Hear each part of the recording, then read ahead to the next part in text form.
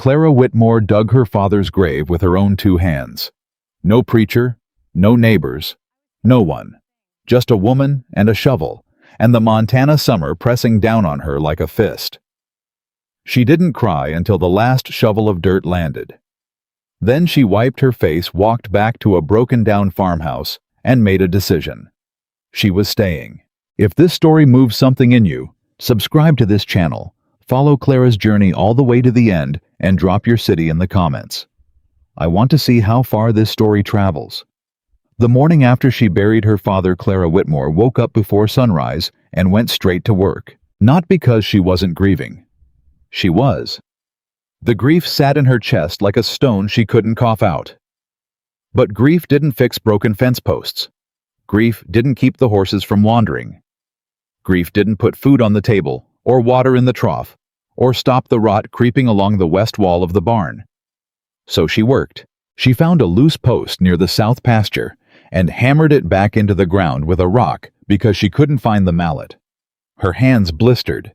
She kept hammering. The post held. She moved on to the next one.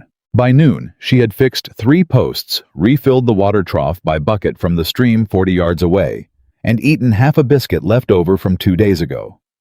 She stood in the middle of the yard, sweat soaking through the back of her dress, and looked at what her father had left her. It wasn't much. 14 acres on the eastern slope of the Bitterroot Range. A farmhouse with a sagging porch and a door that didn't close all the way. A barn with a patched roof. 4 horses, 2 of which were too old to work. A vegetable patch that hadn't been watered in a week because her father had been too sick to manage it, and she'd been too focused on him to notice. And now there was just her. Clara was 27 years old. She had taught school in Billings for 3 years before her father's letters started coming in shorter and shorter until finally one arrived that was only 4 words. I need you home. She came home. She hadn't left since. That was 8 months ago. Through the autumn, through the winter, through a spring that was colder and harder than anyone remembered. She had kept the farm alive, and her father alive, and herself alive, and that felt like enough of an accomplishment that she didn't let herself think too far past it. Now it was summer. Her father was gone. And Clara Whitmore was standing in the middle of a yard that needed more work than one person could reasonably do, trying to figure out where to start. She started with the vegetable patch. 3 days later, she rode into Harlan to buy seed. Harlan was the nearest town 2 hours by wagon, which meant she could make the trip and be back before dark if she left early enough. It wasn't a large town. 1 main street, a handful of storefronts, a livery, a saloon, a church that needed painting. The kind of place where everybody knew everybody's name and everybody's business, and neither of those things were necessarily a comfort. Clara tied her wagon in front of the general store and went inside. Miles Peabody ran the store. He was a thin man in his 50s, with a careful way of moving that always made Clara think of a bird deciding whether or not to land. He looked up from behind the counter when she came in, and something shifted in his expression. Not unkindness exactly, more like discomfort. Like she was a problem he hadn't figured out yet. Miss Whitmore, he said. Mr. Peabody. She pulled her list from her pocket. I need seed, winter wheat and turnip, and if you have it, some garden twine. I have it. He didn't move right away. How are you getting on out there? Fine, she said. Your father's been gone, what, a week now? 9 days. He nodded slowly. That's a hard piece of land, Miss Whitmore. Hard for your father, God rest him, and he was out there 30 years. I know the land, she said. Do you have family coming, brothers and uncle? No. He looked at her the way men always looked at her when she said things like that. Like she had said something in a foreign language and he was waiting for a translation that made more sense. A woman alone up there, he said carefully. That's not an easy situation. I know that too, Clara said. Can I get my seed? He got her seed. She was paying when the door opened behind her and 2 men came in. Clara recognized one of them, Roy Caldwell, who worked for his uncle Nathan at the big ranch on the valley floor. Roy was younger than her, broad-shouldered, with a mouth that was always slightly curved, like he was permanently in on a joke no one else had been told. "Well," he said, looking at her. "Miss Whitmore, heard about your daddy. Real sorry." "Thank you," she said, and turned back to the counter. "What are you buying?" He leaned over to look at her order without being invited to. "Seed what for?" "For planting." "You're staying out there." "I am." Roy looked at the man beside him. Something passed between them.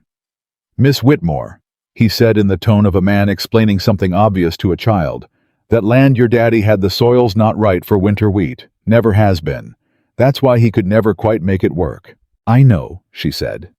"That's why I'm also putting in turnips. The altitude's too high for yit, Mr. Caldwell." She looked at him directly. "I appreciate your concern, but my father worked that land for 30 years and I grew up on it. I know what grows there." His smile didn't change. "Your daddy tried for 30 years and never turned a real profit." "No," she agreed. "He didn't, but my father was a man who loved horses more than farming, and he spent his time accordingly." She picked up her parcel from the counter. "I intend to do it differently." She left before he could answer. Outside, she loaded the seed into her wagon. Her hands were steady. She kept them that way through an act of will she was getting better at every day. She was climbing up to the seat when she heard the door of the store open again. "Miss Whitmore." Roy Caldwell came out and stood at the side of the wagon, squinting up at her with that same curved smile. "My uncle's been looking at your land." She looked down at him. "Is that right?" "He made your daddy an offer, 2 years back. Fair offer." "I know. My father didn't take it. Your daddy had reasons to be sentimental. You're in a different situation." He rested one hand on the side of the wagon, casual, like he owned it. "You're alone. Winter'll come around again. What happened this year was mild. Next year could go different." Clara picked up the reins. "Tell your uncle thank you for his interest. He'll offer a good price." "He can offer it in a letter," she said. "Same answer." She clicked her tongue at the horse and pulled out. She didn't look back. Chato. She was 2 miles outside of Harlan when the wagon wheel hit a rut in the road and the axle made a sound she didn't like. She pulled the horse to a stop and climbed down to look. The axle wasn't broken, not yet, but there was a crack running along the side that hadn't been there when she'd set out that morning, or if it had, she hadn't noticed it. Either way, it was there now. Clara stood in the road and looked at the crack and thought about what it would take to get home with a compromised axle on a road that was going to get rougher before it got better. She could push the horse and hope it held. She could drive slowly and almost certainly make it at the cost of another hour each way. She could take a different route that added distance but was smoother. She was working through the options when she heard hoofbeats on the road behind her. She turned. A man on horseback was coming down the road at an easy pace. He slowed when he saw her wagon stopped, and she watched him make the calculation she'd seen other travelers make, whether to pass by or stop. Most passed by. A woman alone on the road could be trouble of one kind or another, and most people preferred not to inherit trouble. This man stopped. He pulled up about 10 yards away and looked at her wagon and then at her. He was tall in the saddle. She could see that even from a distance. Lean in the way of men who worked physically and didn't eat more than they burned. Leather vest. Sun-worn hat. The kind of face that had spent so much time in the weather, it had decided to just become part of it. He had a rifle on his back and a bedroll behind his saddle. No wagon, no pack animal. Just the horse and what he was carrying. "Trouble?" he asked. He had a low voice. "Careful." "Cracked axle," she said. "I'm assessing." He swung down from his horse in one motion and walked toward her, leading the horse by the reins. He came to where she was standing and looked at the axle without touching it. He was quiet for a long moment. "It'll hold to town," he said. "Won't hold much past." "I'm not going to town. I'm coming from it." He looked at her. "Where are you headed?" 14 acres on the east slope, about 7 miles. He looked at the axle again, looked at the road ahead of them. She could see him calculating the same thing she had been. Road gets rougher before the slope, he said. I know. That axle hits one of those rocks wrong, the wheel comes off. Wagon tips, horse panics. I know that too, she said. She wasn't being sharp with him, she was just being honest. She knew the risks. She was deciding how to handle them. He was quiet for a moment. Then, I can ride ahead, check the road. The worst of the ruts I can fill with what's loose on the shoulder. He paused. Won't fix it, but might get you home. Clara looked at him. Men on the road offered help for different reasons. She had learned to read the difference. She read this man for a moment. He was looking at the axle, not at her. He wasn't smiling. He wasn't performing. Why? She asked. He glanced at her briefly. Why what? Why would you do that? He thought about it. Honest thought, not a deflection. I'm going that direction anyway, he said. And I know what it's like when nobody comes. It was a strange thing to say. She filed it away. All right, she said. I'll take it slow. You ride ahead. He nodded, climbed back on his horse, started up the road. She got back on the wagon and followed, giving him 100 yards of distance. He did what he said he would. She could see him ahead, stopping at the worst places, working the loose rock on the shoulder, with his boots sometimes dismounting, and using his hands. By the time she reached each spot, it was at least passable, the sharpest edges knocked down. Not smooth, but survivable. They went 7 miles that way. When she turned into the track that led up to her farm, he stopped his horse at the main road. She pulled the wagon to a halt and turned to look at him.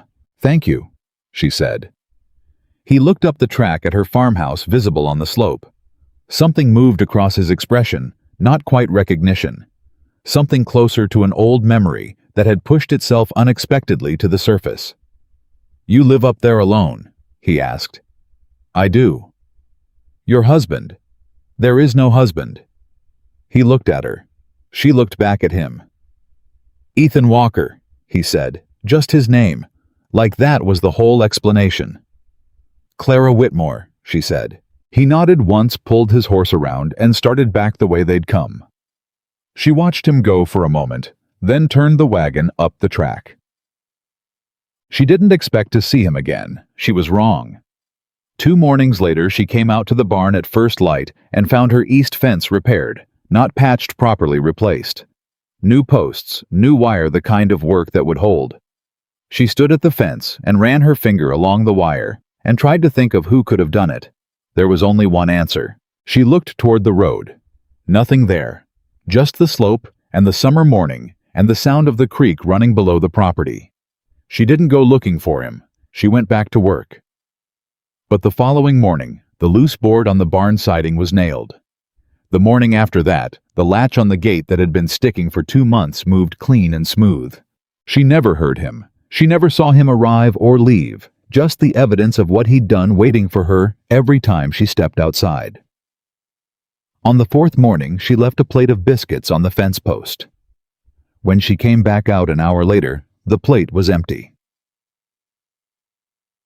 She found him on the 5th day. She had gone down to the creek to check the irrigation channel, and she found him there crouched at the edge of the bank, clearing a section that had silted up over the winter. His hat was on the ground beside him. His sleeves were rolled up. He was working with his hands the way he did everything she was learning, quietly, methodically, like work was a language he understood better than any other. He heard her coming and looked up.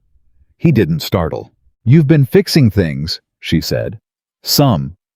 She looked at the channel. He'd cleared a good 10 feet of it. I would have gotten to this, she said. I know. I'm not helpless. I know that too. He went back to the work. She watched him for a moment. Why are you doing this? He didn't answer right away. He cleared another foot of the channel, the mud coming away in slow, thick clumps, before he sat back on his heels and looked up at her. I have a place, he said. 8 miles north up the ridge. I've been there 6 years. Alone. Alone. She waited. I come down the slope most mornings, he said. Check the lower trails. Make sure nothing's come through. He paused. I saw your father's place when he was still keeping it. Saw when he got sick. Saw you come home. She felt something tighten in her chest. Not anger. Something more complicated. You watched. I noticed, he said. There was a difference in those words, and she could hear that he knew it. First winter you were here, the creek flooded the south corner of the field. I moved some rock to divert it. You probably saw the water changed course and didn't know why. She thought back. She had noticed that. She'd assumed her father had done something years ago that she was only now seeing the result of. You've been watching over this place? She said. The land runs close to mine, he said simply. What happens here affects what happens there. It was a practical explanation. She didn't entirely believe it was the whole one. Why didn't you come down and say something? She asked. He looked at the creek. Some folks don't want company. And some do. He glanced up at her. Some do, he agreed. Clara sat down on the bank a few feet from where he was working. Not close, just near enough to talk without raising her voice. You knew my father, she asked. Not well. He came up to the ridge once about 4 years ago looking for a stray. We talked a little. He seemed like a good man. He was, she said. He was a very good man who was better with horses than with farming, and who would have given the land away to a stranger before he let anyone think he needed help. She paused. He died not knowing how bad the finances were. Or maybe he knew and decided not to know. I'm not sure which. Ethan was quiet. There's debt, she said. It was the first time she'd said it plainly to anyone. Not enormous, but enough that if I don't turn a profit this year, I'll have to sell. Nathan Caldwell, he said. Not a question. She looked at him sharply. You know about that. Word gets around. Caldwell's been buying up land on the slope for 3 years. Your father's was the only piece he didn't get. He cleared another section of the channel. I expect Roy's already come to you. He came to the general store, she said. What did you tell him? I told him to have his uncle send a letter. She paused. Same answer, I'll give the letter. For just a moment, something changed in Ethan Walker's expression. It was subtle, a slight easing around the eyes, like a tension he'd been holding had shifted. It wasn't quite a smile, but it was in the same neighborhood. This irrigation channel, he said, if you clear it all the way to the upper bend, it'll water the whole east field without you carrying bucket. You'll need that for the winter wheat. She looked at him. Roy Caldwell told me winter wheat won't grow at this altitude. Roy Caldwell has never grown anything himself, Ethan said. He just watches other people fail and calls it knowledge. He stood up and brushed the mud from his hands. I'll show you the right seeding depth. The wheat'll grow. Clara stood up too. She was quiet for a moment, looking at this man who had spent 5 days quietly repairing her farm before she'd even found him. What do you want for this? She asked. He picked up his hat. Nothing. Nobody does nothing for nothing. He looked at her steadily. Then call it whatever makes you comfortable. Neighbor. Investment in the land. Habit. None of those are nothing. No, he said. They're not. He settled the hat on his head. I'll come back tomorrow. We can start on the channel. He walked back up the slope. Clara watched him go and felt something she hadn't felt in 8 months of working this land alone. She felt like she might actually not be doing this alone. She wasn't sure yet if that was a relief or a new kind of terrifying. Probably both, she decided. She went back to work. That evening, she sat on the sagging porch in the last light of the day and wrote a letter to her friend Margaret in Billings. Margaret had been asking her to come back for months. Come back to teaching. Come back to town. Come back to something that makes sense for a woman in your position, Clara. She started the letter 3 times. The first 2 times, she didn't know what to say. The third time, she wrote, I think I'm going to stay. I don't know if it's wise. I'm not sure wisdom is the right measure for some decisions. I had a man help me get home 2 days ago, and I'm starting to understand that what he said when I asked him why might be the truest thing anyone said to me in years. He said he knew what it felt like when nobody comes. I know what that feels like too. I think I might stay because of that. Because this land is one of the only things in my life right now that needs me to show up for it every single day. And showing up feels like the only thing I know how to do anymore. I'll write again when I have more news. She folded the letter and set it aside. The sun was all the way down now, and the mountains were dark shapes against a darkening sky. Somewhere up there, 8 miles north, a man was alone in a place he'd built and kept for 6 years. Clara didn't know his story yet, but she recognized the shape of it. She knew what it looked like when someone had learned to live without expecting help to come. She'd spent 8 months becoming that person herself. She went inside, and the door that still didn't close quite right stuck half an inch from the frame like it always did. And she pressed it shut with her shoulder, and thought not for the first time about what she'd need to do to fix that hinge. Tomorrow, she decided. Tomorrow, she'd fix the hinge, clear the irrigation channel, and figure out what it meant to let someone help her without losing the thing she'd built inside herself these last 8 months. The hard, quiet certainty that she could do this. She was going to need all of it, every bit of it. She just wasn't sure yet that she had to do it alone. The next morning, Ethan was there before she finished her coffee. Clara heard boots on the ground outside, not on the porch, not knocking, just the sound of someone moving with purpose near the barn, and she came out to find him already crouched at the start of the irrigation channel with a short-handled spade, working from where he'd left off the day before. He didn't say good morning. He didn't look up. He just worked. She stood in the doorway for a moment, watching him, her coffee still in her hand. "You could knock," she said. "Didn't want to wake you." "I've been up since before sunrise." He glanced up briefly. "So have I." She came down off the porch and walked over to where he was working. She crouched across the channel from him and pulled the second spade, her father's, which she'd found in the barn, from where she'd leaned it against the post the night before, expecting this. He looked at the spade, then at her. "You can do the east section," she said. "I'll work from the bend." He was quiet for a moment. "You don't have to help."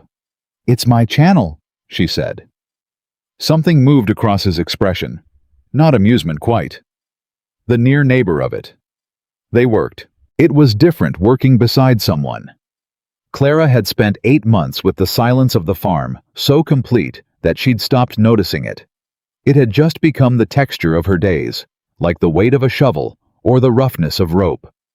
She'd learned to fill it with her own thinking, planning the next task before the current one was done, running through lists and calculations and problems and solutions in a continuous current that kept the quiet from becoming something else. Working next to Ethan Walker, she noticed the silence again. Not because it was uncomfortable, because it had changed quality. It was 2 people quiet together rather than 1 person quiet alone, and those were entirely different things even when no words passed between them. By mid-morning, they had cleared the channel all the way to the upper bend. Clara stood up and pressed her hands against the small of her back and watched the water begin to move more freely, finding the path they'd opened for it. "You were right," she said, "about the east field." "I usually am about water," he said. He said it without pride, just as a statement of fact. "What else are you usually right about?" He thought about it. Genuinely thought. "Weather," he said. "Reading animals, which wood holds and which doesn't." He paused. "Not much else." "That's a narrow list." "It's an honest one." Clara looked at him. He was standing with the spade handle resting against his shoulder, looking at the water moving through the channel, and she had the sense, she'd had it several times now, that he was a man who spent a great deal of time with his own thoughts and had made a kind of peace with them that she hadn't managed yet. "How long have you been up on that ridge?" she asked. 6 years. Before that?" He was quiet for a moment. "Wyoming. Before that, Colorado. You moved around." "For a while." She waited to see if he'd say more. He didn't. "Ethan?" She said his name plainly, not to get his attention, but to mark what she was about to say as something she meant. I'm not asking out of nosiness. I'm asking because you know things about me. You watched this place. You know about my father. You know about the debt, and I know almost nothing about you except your name and the direction of your ridge." He looked at her.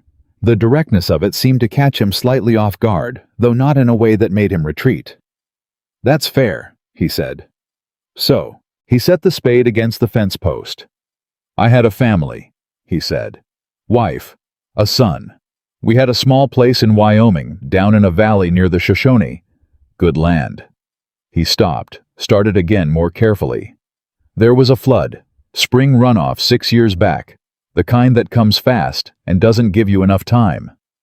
He didn't look away from the water moving through the channel. "I was up on the high ground when it came through, checking fencing. They were in the house."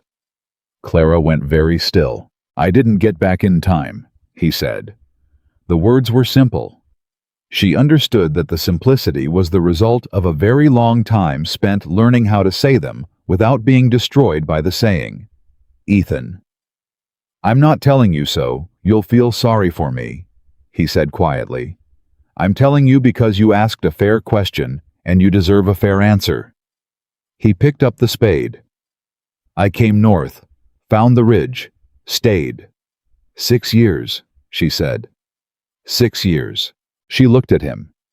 This man with his worn hat and his careful hands, and his 6 years of silence on a mountain ridge, and felt something shift in her chest. Not pity. Something closer to recognition. The specific ache of someone who understood what it meant to reorganize yourself around a loss so total that it changed the shape of everything. "I'm sorry," she said, "for the loss." "Thank you," he said. "Just that. No deflection. No, the Lord has a plan, or it was a long time ago." She respected him for that. They went back to work. Bad. Over the next 2 weeks, a pattern formed. Ethan came down from the ridge most mornings. He arrived before she expected him and left before the day was done, always with enough light left that she could get more work in before dark. He didn't announce what he was going to do. He looked at what needed doing and did it, and if there was a task she was already partway through, he found a different one. She found she didn't mind. What she minded was the town. She'd gone back to Harlan for supplies on a Thursday, and this time she made it all the way through Miles Peabody's store before anything happened. It was on the street outside, walking back to the wagon, that she ran into Doris Hallett, who ran the boarding house, who had known Clara's father for 20 years, and who looked at Clara with the particular expression of a woman who thought she knew something and was making an effort to be kind about it. "Clara?" She touched Clara's arm. "I heard you've had some company out on the farm." Clara kept her expression neutral. "Word travels fast. Tom Garner rode past your track 2 days ago and saw a horse tied at your fence." Doris's voice was careful, the way of someone navigating something delicate. "A man's horse. He mentioned it to his wife." "Mr. Walker helped me repair the irrigation channel," Clara said. "He's a neighbor." Doris's eyebrows went up slightly. "Ethan Walker. I didn't know he came down from that ridge." "He does sometimes." "Clara." Doris lowered her voice, even though there was no one near enough to hear. "I'm not saying anything unkind, but you're a young woman alone, and people talk, and if Ethan Walker is spending time at your farm, then I have good help with my irrigation channel," Clara said, in the same tone she'd used to explain weather. She pulled her arm gently from Doris's grip. "Tell Tom Garner I said thank you for his concern." She got into the wagon and drove home. She was halfway there before the anger settled into something more tired than hot. It wasn't new, this thing women alone were always supposed to be explaining themselves, justifying their choices, bracing against the assumption that any decision they made without a man's approval must be a mistake or a scandal. She'd known it coming home. She'd known it every day since. But knowing it and sitting inside it were different. When she pulled the wagon up to the farm, Ethan was on her porch. She pulled up short. He was sitting on the step, not inside, not making himself at home in any presumptuous way, just sitting on the step with his hat in his hands, waiting. He stood when she pulled up. "Your latch," he said. "On the door. I went to check it and found the whole hinge assemblies pulling loose from the frame. If you leave it, the door'll come off in a month. She climbed down from the wagon. Can you fix it? Already did. He nodded toward the door. You'll need to test it. She went up and opened the door. It moved clean, and even no sticking, no drag. She pushed it closed from the inside and felt it seat properly for the first time since she'd come home 8 months ago. She came back out. The whole town knows you've been coming here, she said. Not accusation, just information. He looked at her. Does that bother you? She thought about it. It bothers me that it'll cost me something. Reputation's the only credit a woman alone can spend in a town like this, and once it's gone, it's gone. She leaned against the porch rail. Does it bother you? I don't spend much time in Harlan, he said. Lucky you. He was quiet a moment. Do you want me to stop coming? The question was direct and completely without self-pity. That was the thing about Ethan Walker, he didn't angle. He asked what he meant to ask. Clara looked at her repaired door. At the east fence she could see from here properly replaced. At the channel whose water she could hear moving more freely across the east field. No, she said. I don't. Something settled in the lines of his face. Then let them talk. Easy for you to say. Maybe, he allowed. But you don't seem like a woman who makes decisions based on what Roy Caldwell thinks. She looked at him sharply. Has Roy Caldwell said something? Ethan's expression shifted not much, but she was starting to learn his face, the small degrees of it. He came up to the ridge yesterday. Clara went still. He came to your property. Rode up to the fence. Said he wanted to make sure I understood the situation. He set his hat back on his head. He said Nathan Caldwell was still interested in the Whitmore land, and that if I was spending time here, I ought to know I was wasting it. The heat that came up in her chest wasn't the tired kind, it was the sharp kind. He said that to you. Among other things. What other things? Ethan looked at her steadily. Nothing worth repeating. Which meant it had been about her. She understood that without him having to say it. What did you tell him? She asked. I told him to get off my land. A pause. He left. He left. Clara let out a slow breath. He'll go back to his uncle. He will. And Nathan Caldwell will come himself next time.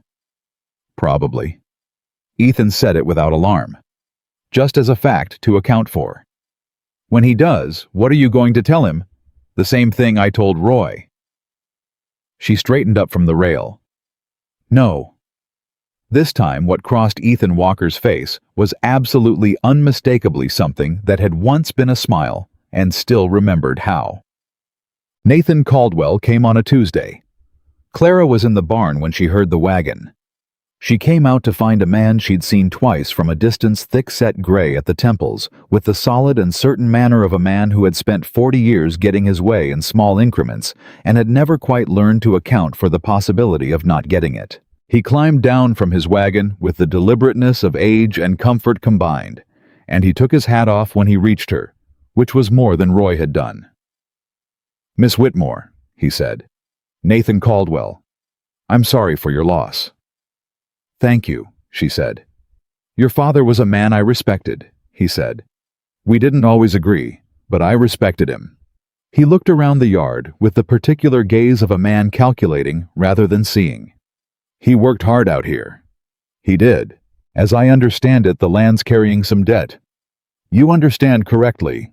He nodded. I want to make you a fair offer, Miss Whitmore. Not the kind of offer Roy makes. I know how he comes across, and I apologize for it. I want to make you a genuine fair offer. Enough to pay the debt and have something left over. Enough to start something new. He named a number. It was fair. That was the worst of it. It was genuinely, objectively fair. It was more than the land was worth on paper, and they both knew it, and they both knew the reason he was offering more than paper value was that he wanted it badly enough to pay for the wanting. Clara looked at him. Mr. Caldwell, she said, can I ask you something? Of course. Why do you want this particular piece so much? You have 3,000 acres in the valley. My 14 looks small from where you stand. He was quiet for a moment. He was a man who chose his words carefully, she could see that. The water, he said finally. The creek that runs through your east corner. It drains into the valley floor. I have a proposal in front of the county to redirect it, run it through a series of channels to the south fields. Your land is the linchpin. Without it, the whole proposal falls apart. She absorbed this. So this land is worth considerably more to you than you're offering. A slight pause. It's worth what I'm offering. That's not what I asked. He looked at her with a new quality of attention, the kind a man gives when he realizes he's underestimated someone and is rapidly recalibrating. Miss Whitmore. No, she said. He blinked. I haven't. Your answer is no, Mr. Caldwell. Not today. Not in a letter next week. Not in 6 months when the debt is more pressing. She said it without heat because heat would have given him something to manage. She said it the way you say something that is simply true. This land belonged to my father, and it belongs to me. The water in that creek runs through this soil, and it will keep running through it. That's not for sale. Caldwell put his hat back on. His expression had gone flat in a way that Roy's never had. Roy went to amusement when he was frustrated, as if contempt were easier to wear. Nathan Caldwell went still. The debt will come due, he said. I know. And when it does, I'll handle it, she said. Good day, Mr. Caldwell. He looked at her for a long moment. Then he nodded once and got back in his wagon. She watched him drive down the track, and she kept her breathing even, and she did not let her hands shake until he was completely out of sight. Then she sat down on the porch step and pressed her palms flat against her knees and breathed. That was when she heard boots on the ground around the side of the house. She looked up. Ethan came around the corner of the barn. He'd been there. She didn't know for how long. You heard, she said. Some of it.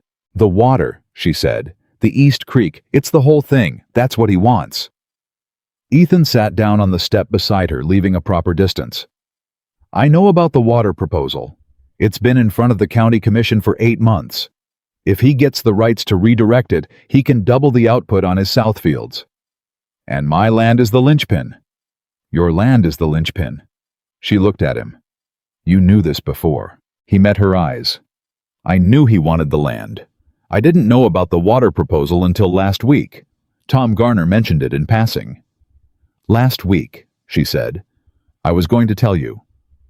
When? He was quiet for a moment.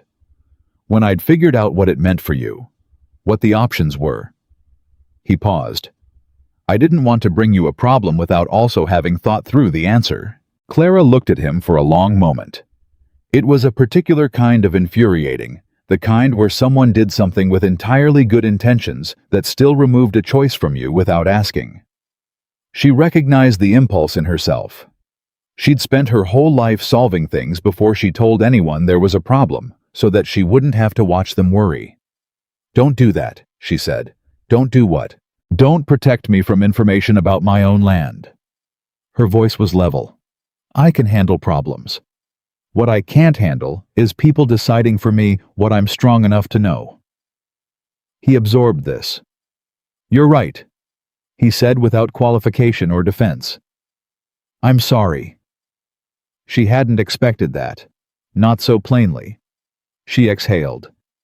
What are the options? She asked. The water, he said.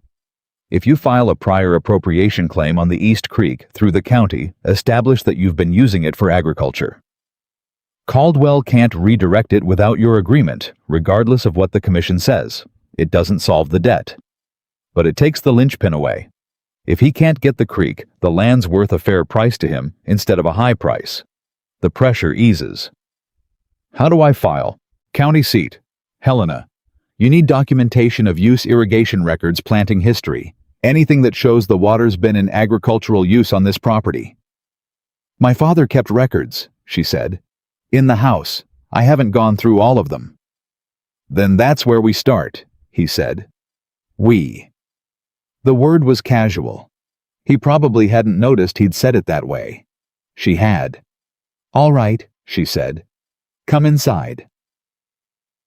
They spent the better part of the afternoon on the floor of the front room with her father's papers spread around them.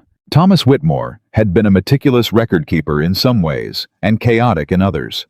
He had detailed horse breeding logs going back 20 years kept in leather-bound books with careful handwriting. His farming records were less tidy. Scraps of paper notes in the margins of almanacs, a ledger that had been used inconsistently for 15 years, and then apparently abandoned in favor of an old tobacco tin full of folded notes. Clara went through the ledger. Ethan went through the tobacco tin. "What are we looking for exactly?" she asked. "Dates of planting, references to irrigating, anything that shows the creek water was used for crops." He unfolded a small piece of paper, looked at it, set it in a pile. "The prior appropriation system works on first use. Your father's been farming here 30 years. If we can show continuous use of that water for agriculture, your claim predates anything Caldwell has filed." "Daddy would have thought a water claim was unnecessary," Clara said. "He would have said the creek was on his land and that was that." "Most people do," Ethan said, "until someone wants it." She found the first reference an hour in a planting record from 1871 with a note in her father's hand about the east field needing more irrigation than the creek was providing in dry months. She set it aside. Ethan found a letter from a neighbor who'd since moved away, thanking Thomas Whitmore for allowing water to be diverted from the creek for a week during a dry spell. The date was 1869. It named the creek and the property. "This is good," Ethan said. She looked up. He was holding the letter, carefully reading it again. "That's good?" she asked. "This is very good," he said. "A letter from a neighbor naming the water source and acknowledging your father's right to it. This is exactly what a claim needs." He looked up at her. "Your father didn't know he was documenting anything, but he was." Clara took the letter and read it. The handwriting was faded, but legible. She folded it back carefully and held it. "He would have liked you," she said. Ethan looked up. "Why?" "Because you care about the right things." She set the letter in the documentation pile. "He always said you could tell a man's character by what he thought was worth saving." Ethan was quiet for a moment. Then he looked back at the tobacco tin. "Let's keep looking." They found 11 more references before the light went. Clara dated them, organized them, wrapped them in cloth to keep them clean. When they finally stood up from the floor, the front room was dim with early evening. Clara lit the lamp. The yellow light changed everything, softened, it warmed, it made the room feel closer than it had. She looked at Ethan across the papers, still spread on the floor, and she had a thought she didn't intend to have, and couldn't entirely account for that. This was the first evening in 8 months that the front room hadn't felt like a place where someone used to live. She didn't say it. She put the lamp on the table and said, "I'll make something to eat." And he said, "I should get back before dark." And she said, "You have a half hour before dark." And he stopped and looked at her and didn't argue. She made cornbread from what she had. He sat at the kitchen table and didn't offer to help. She hadn't asked, and he seemed to understand that the kitchen was her territory. And he looked at the wall above the door where her father had hung a horseshoe. "He put that up when you were born," she said, not looking away from the stove. "He said a house with a girl in it needed all the luck it could get." "He wasn't wrong," Ethan said. She turned to look at him. He was looking at the horseshoe, not at her, and his expression was something she hadn't quite seen on him before. Not sad, not exactly.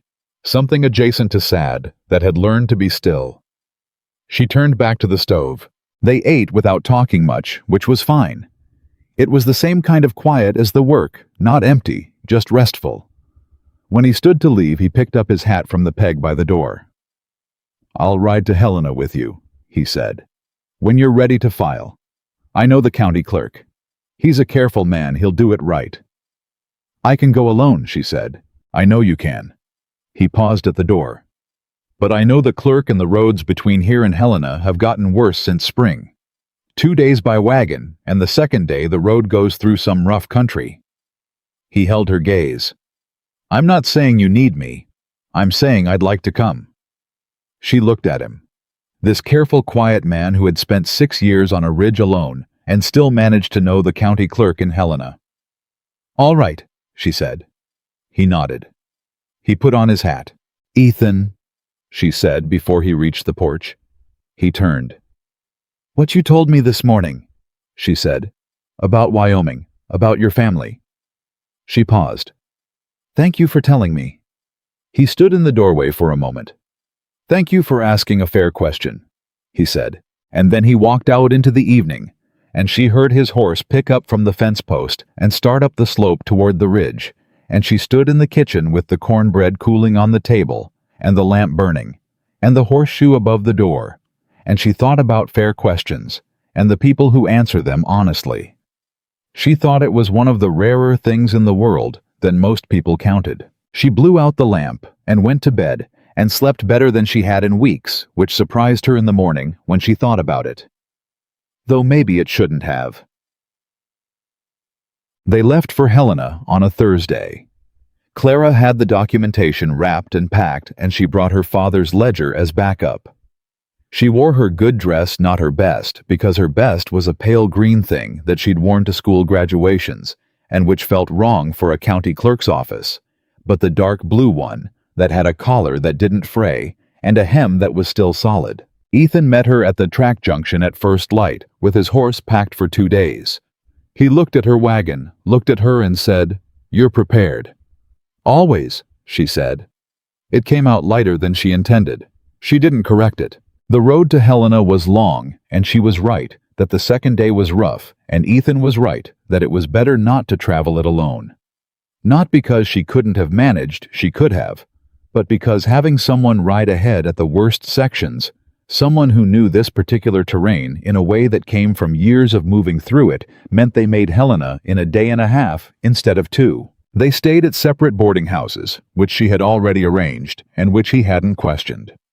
The county clerk was a small man named Gerald Adair, who wore spectacles and had the kind of quiet authority of a person who understood that the paperwork was the power. He went through the documentation with great care. He looked up at Ethan once, then back at the papers. "This is solid," he said. "The 1869 letter alone would establish prior claim. The planting records corroborate. I can file this today." He looked at Clara. "You understand what you're filing? This is a formal claim on the appropriation rights to the water source identified as the East Creek of the Whitmore property. Once filed, any redirection or reassignment of that water source requires your written agreement." "I understand," she said. "Nathan Caldwell has a pending proposal before the county commission." "I know," she said. He looked at her over his spectacles. "Miss Whitmore, once this is filed, that proposal dies. Caldwell will know it the same day." "File it," she said. Adair looked at Ethan briefly. Ethan said nothing. He was looking at Clara. Adair filed it. They were back on the road before noon. They were an hour outside of Helena when Ethan spoke. "He'll know tonight," he said. "I know. He'll be angry, probably. He has more resources than you do, Clara. Moneymen, connections to the commission." He said it straight. "This doesn't end the fight. It changes the shape of it." She kept her eyes on the road ahead. "I know that, but now I have something I didn't have this morning." "What's that?" She turned to look at him. "Now I have a legal right to say no. Before I just had nerve." He looked at her for a long moment. Then he looked back at the road. "Nerve got you further than most people manage," he said quietly. She turned her face forward and let the wagon carry her toward home, and felt for the first time since she'd put her father in the ground that she was not only surviving this, she was building something. And somewhere beside her, on a horse that moved quiet and steady on the road, was a man who had stopped believing he deserved to build anything at all. She hadn't figured out yet what to do about that, but she was starting to think that was the next problem worth solving. They were 3 days back from Helena when Nathan Caldwell made his next move. Clara found out from Miles Peabody, who told her with the careful discomfort of a man delivering bad news he hadn't asked to carry. She'd come in for flour and salt, and he'd leaned across the counter and said quietly like he was confessing something, "Miss Whitmore, I think you ought to know. Caldwell's been talking to people." "What kind of talking?" she asked. "The kind that's about your water claim." He straightened a jar on the shelf behind him without looking at it. "He's saying the documentation you filed was falsified, that the 1869 letter was written recently and backdated." Clara went very still. "That's a lie." "I know it is," Peabody said. "I knew your father 30 years. That letter's real." He paused. "But Caldwell's saying it to the right people. Commission members, the county assessor. He's building a case that the claim should be challenged." "He can challenge it all he wants. The clerk accepted it." "Gerald Adair accepted it," Peabody said. "But Gerald Adair answers to the county commissioner, and the county commissioner had dinner with Nathan Caldwell last Friday night." Clara set her money on the counter. "Thank you for telling me," she said. "What will you do?" She picked up her parcel. "I don't know yet," she said honestly. "But I'll figure it out." She drove home faster than the road warranted. Ethan was at the east fence when she pulled in. He saw her face before she said a word, and put down his tools and walked toward her. "What happened?" he said. She told him. All of it quickly without softening any piece of it. He listened without interrupting. When she finished, he was quiet for a long moment. "Adair's a careful man," he said. "He won't fold easy." "But he's not the last word," she said. "Caldwell knows that." "Who's the commissioner?" "A man named Harwick, Arthur Harwick. Do you know him?" Ethan's jaw tightened slightly. "I know of him. He's been on the commission 12 years. Caldwell supported every re-election." He looked at the fence line, not at her, and she could see him thinking the same methodical working through that she'd watched him do in the barn at the creek over her father's papers. "We need a lawyer." "I can't afford a lawyer. There's a man in Helena, James Corbin. He handles land disputes for the smaller ranchers, the ones who can't pay full rate. He works on a percentage of what he saves you." He looked at her. "If Caldwell's going to challenge the documentation, you need someone who can stand in front of the commission and speak the law. Not just the letter. The law." "Will he take the case?" "I'll write to him tonight." She looked at him. "You know a lot of people in Helena for a man who lives alone on a ridge." Something shifted in his expression, just slightly. "I didn't always live alone on a ridge." She absorbed that. There were layers to this man she hadn't reached yet, and she was beginning to understand they would come up when he was ready, and not before. "Write the letter," she said. He wrote it that evening at her kitchen table, which had become by some gradual and unplanned process the table where things got decided. She read it over when he was done. It was clear and direct, and gave Corbin exactly the information he needed without excess. She signed her name at the bottom because it was her claim and her land, and he didn't suggest otherwise. They sent it with the next rider through Harlan, and they waited. The waiting was its own kind of pressure. Clara worked through it the way she worked through everything, by staying in motion. The east field was planted now, winter wheat going in at the depth Ethan had shown her, the irrigation channel running clean and steady. The vegetable patch was producing more than she'd expected. The barn roof held through 2 summer thunderstorms that came through on consecutive nights, loud and sudden, rattling the shutters and sending the old horses into anxious circles in their stalls. Ethan came down from the ridge each morning and left each evening, and somewhere in the weeks since Helena the rhythm of it had stopped feeling temporary. It felt like a pattern, like something both of them had agreed to without quite saying so out loud. The town was still talking. Clara knew it and let it be. What the town said and what the town did were 2 different things, and it was the doing that mattered. What the town did in small and cautious ways was begin to look at her differently. It started with Ruth Garner, Tom Garner's wife, who had heard about the water claim from her husband and had put something together in her mind that she came to share on a Wednesday morning when she drove up the track unannounced with a jar of preserved peaches and an expression that was 2 parts guilt and 1 part admiration. "I owe you an apology," Ruth said at the door. "Tom told Doris Hallett about the horse at your fence. I know that caused you trouble. It wasn't his place." Clara looked at her.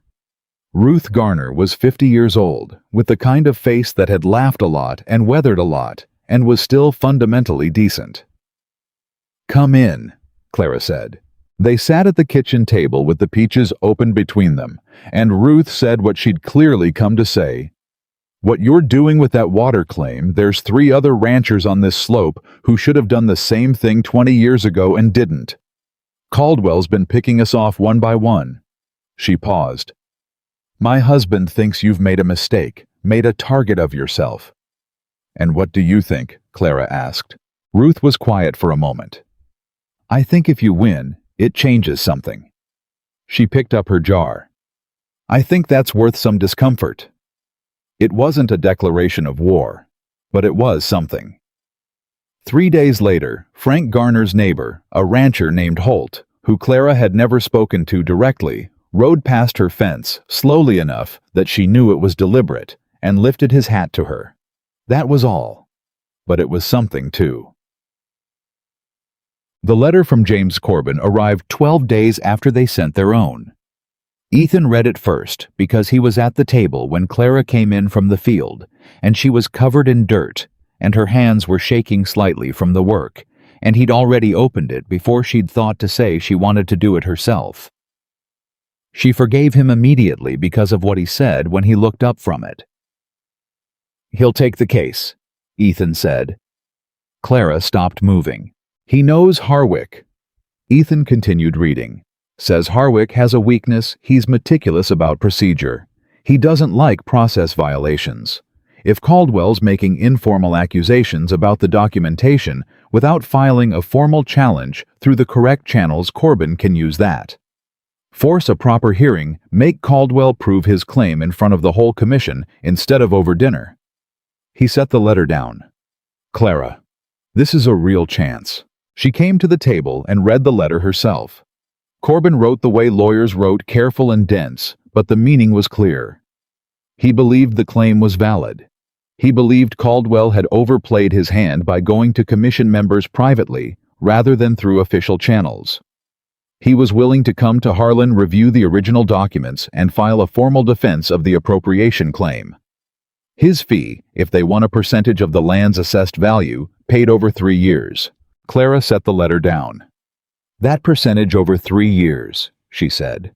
"It's manageable," Ethan said, "especially if the claim holds and Caldwell loses his proposal. He loses the proposal, the pressure on you eases.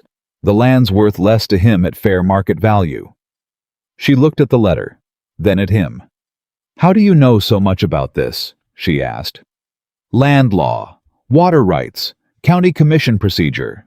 He didn't answer right away. He straightened the letter on the table, aligning the edges with the corner. "Ethan," he looked up.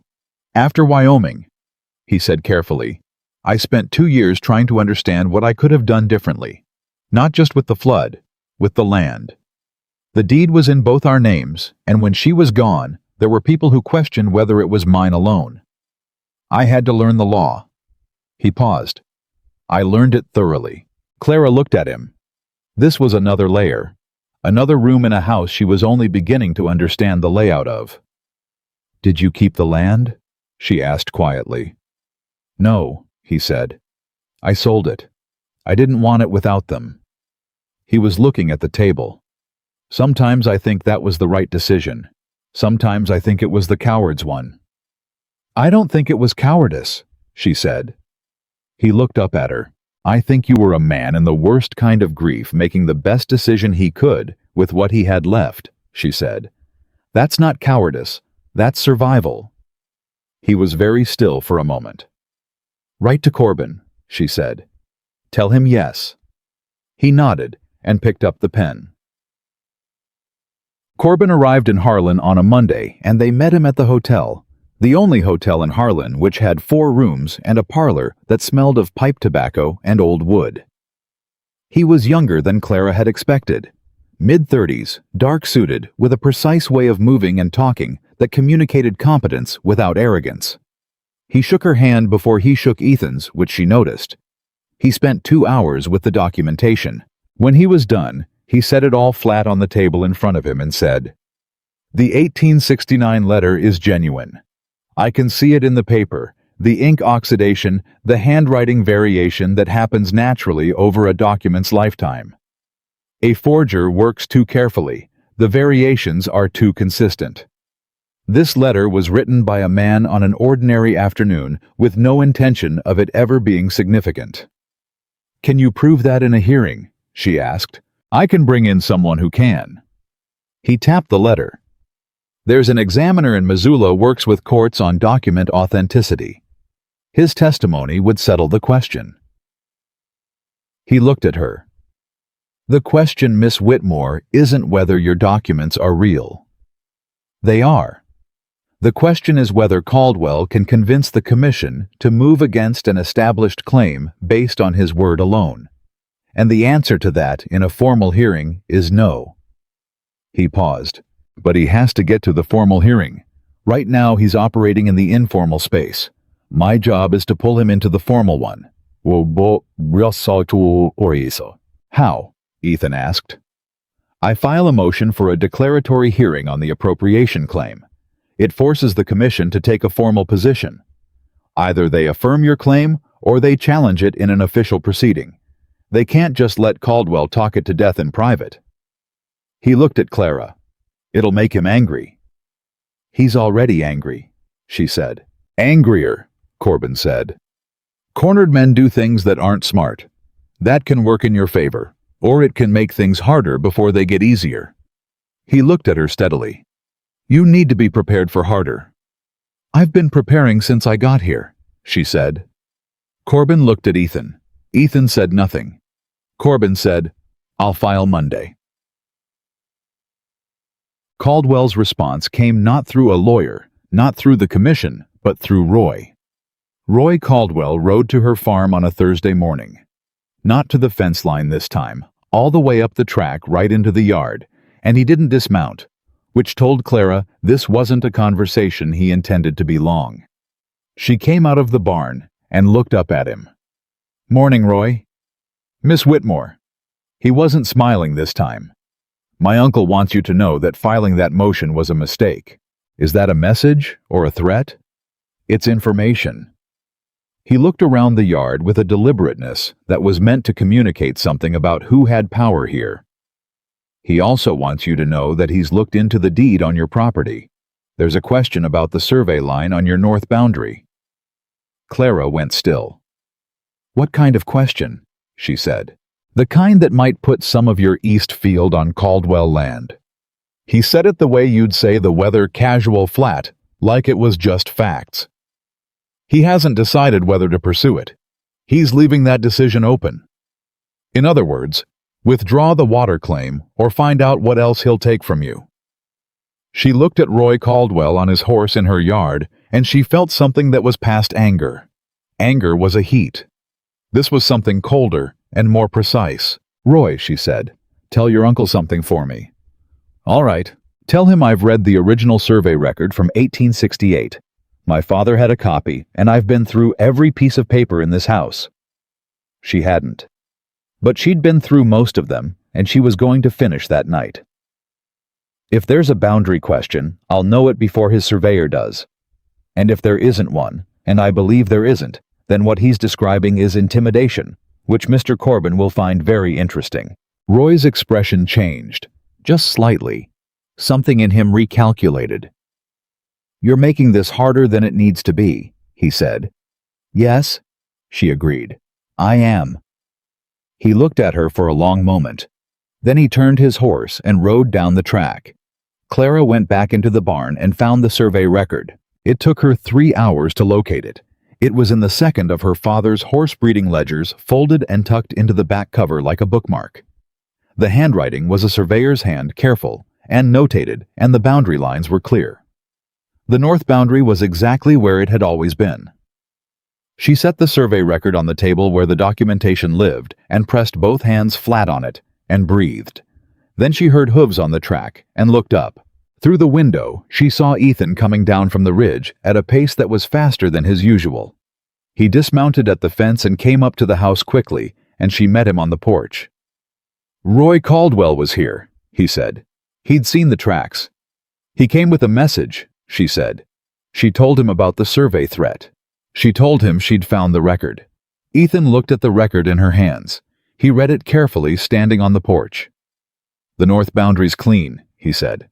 "I know. Caldwell knows too." He handed it back. "This was a test. He wanted to see if you'd fold." "I didn't fold." "No?" he said. "You didn't." He looked at her with an expression she was still learning to read, something layered, something that had more underneath it than the surface allowed. "Clara, when the commission hearing is called, Caldwell's going to come hard. Everything he has. He's a man who's spent 40 years getting what he wants, and you're the first person in a long time who said no and made it stick. Men like that don't stop. They escalate." "I know." "Are you ready for that?" She looked at him. "Are you asking me if I want to quit?" "No," he said immediately and plainly. "I know you won't quit. I'm asking if you're ready. There's a difference." She thought about it. Really thought. She thought about her father who had loved this land without being able to save it. She thought about the 8 months alone, and the work, and the grief, and the growing feeling, stubborn and persistent, as the winter wheat that she was making something here that was worth the cost. "Yes," she said. "I'm ready." He nodded. Then something happened that she hadn't expected. He sat down on the porch step, not moving to leave, not heading back to the ridge, just sitting down like a man who had decided to stay a while, and looked out at the east field, which was coming in green and strong. And he said very quietly, "When I was in Wyoming, before, my wife used to say that the difference between surviving and living was whether you had something you were willing to fight for." Clara sat down on the step beside him. Not far. Close. "She sounds like she was a wise woman," Clara said. "She was," he said. "The wisest I ever knew." He paused. "Until recently." The words landed softly. He wasn't looking at her when he said them, but she heard them. She didn't say anything. Sometimes the right answer to something like that was just to let it exist in the air between two people. They sat on the porch together until the evening light changed, and neither of them felt the need to fill it. The commission hearing was set for the second week of August. It was the driest summer anyone in the valley could remember. The creek ran lower than Clara had ever seen it, still running, still serving the east field, but lower. The grass on the slope was the color of old straw by July's end. The wind came hot off the mountains and didn't cool at night the way it should. Ethan noticed it before she did. "The ridge is dry," he said one morning, looking north. He said it the way he said things about weather, not alarmed, not casual. With the attention of a man who had learned to trust what the land told him. "How dry?" she asked. "Dry enough." He looked at the sky. "We haven't had rain in 6 weeks. The creek's still holding." "The creek comes from snowmelt," he said. "The melt's done. What's left is what's stored." He looked at her. "We should check the fire breaks." She didn't know exactly what fire breaks they had. Her father had maintained some clearing on the south and west sides where the slope ran toward denser timber. But she hadn't thought about them specifically. As fire breaks, she'd thought of them as cleared land, useful for grazing. They walked the boundaries that afternoon. Ethan moved along the edge of the clearing with the eye of a man who knew what he was looking for, testing the brush with his boot, checking how it fell. "This side's all right," he said of the south clearing. "There's enough gap." He moved around the west corner and stopped. "This isn't." The west side had grown back considerably over the past 2 seasons. The brush pressed close to the fence line, dry and tangled and close-packed. "How much does it need to be cleared?" she asked. "Enough to matter," he said. He looked at the sky again. The sky that hadn't produced rain in 6 weeks. "We should do it now, not later." They spent 3 days clearing the west side. It was brutal work in the heat, swinging and dragging and hauling, their hands blistered and their shirts soaked through by mid-morning. Ethan worked without complaint and without slowing, and Clara matched his pace because she refused not to. On the second evening, when they'd come back to the farmhouse and she'd poured water from the bucket over her hands, she looked at him across the yard and said, "You've seen fire before." He was still. "Yes." "Bad." "Yes." She didn't push. She could hear in that single word the specific weight of a memory he wasn't ready to open. They finished the clearing on the third day. That night, Clara lay in bed and listened to the wind and thought about water and fire, and the dry creak of the summer pressing down on everything. She thought about Ethan Walker, who had lost his family to a flood and come north and spent 6 years alone, and who now spent his days repairing someone else's fences and clearing someone else's fire breaks and sitting on someone else's porch. She thought about what his wife had said. The difference between surviving and living was whether you had something you were willing to fight for. She thought Ethan Walker had been surviving for 6 years. She wasn't sure yet what it would take to get him living again. But she was starting to think she knew. The fire started on a Tuesday. Clara smelled it before she saw it, that particular heaviness in the air, the way smoke carries on a dry wind before the source is visible. She came out of the barn at mid-morning and stood in the yard and turned her face into the wind and felt her stomach drop. West. It was coming from the west. She ran to the fence line and looked toward the ridge. There was smoke rising, not close, not yet, but real and rising, and not the kind that stops by itself. The wind was carrying it east, toward the valley, toward her farm. She ran back and got her horse saddled in 4 minutes flat.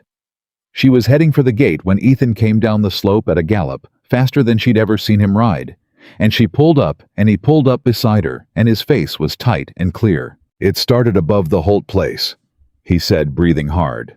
"Dry lightning last night, I think. I saw the smoke from the ridge at first light and came down." He looked west. "The wind's wrong. It's pushing it southeast." "Toward us," she said. "Toward the whole valley, but us first." He looked at the farm, at the fence line they'd cleared, at the horses in the paddock, all 4 of them, the old ones and the younger pair she'd been working. "The horses need to go first." "Where?" "Creek bottom, east side. It's the lowest point and the creek gives it some protection." He looked at her. "I'll take them down. You get the papers." "The papers?" "The water claim documentation, the survey record, everything in that cloth bundle on the table." He was already moving. "If the farm burns, you'll need them more than anything else you own." She ran to the house. She grabbed the cloth bundle from the table. She grabbed her father's horse breeding ledgers, all of them an armful, because they were 30 years of his work, and she couldn't leave them. She grabbed the horseshoe from above the door without knowing why she did it. She came out to find Ethan already moving the horses through the paddock gate.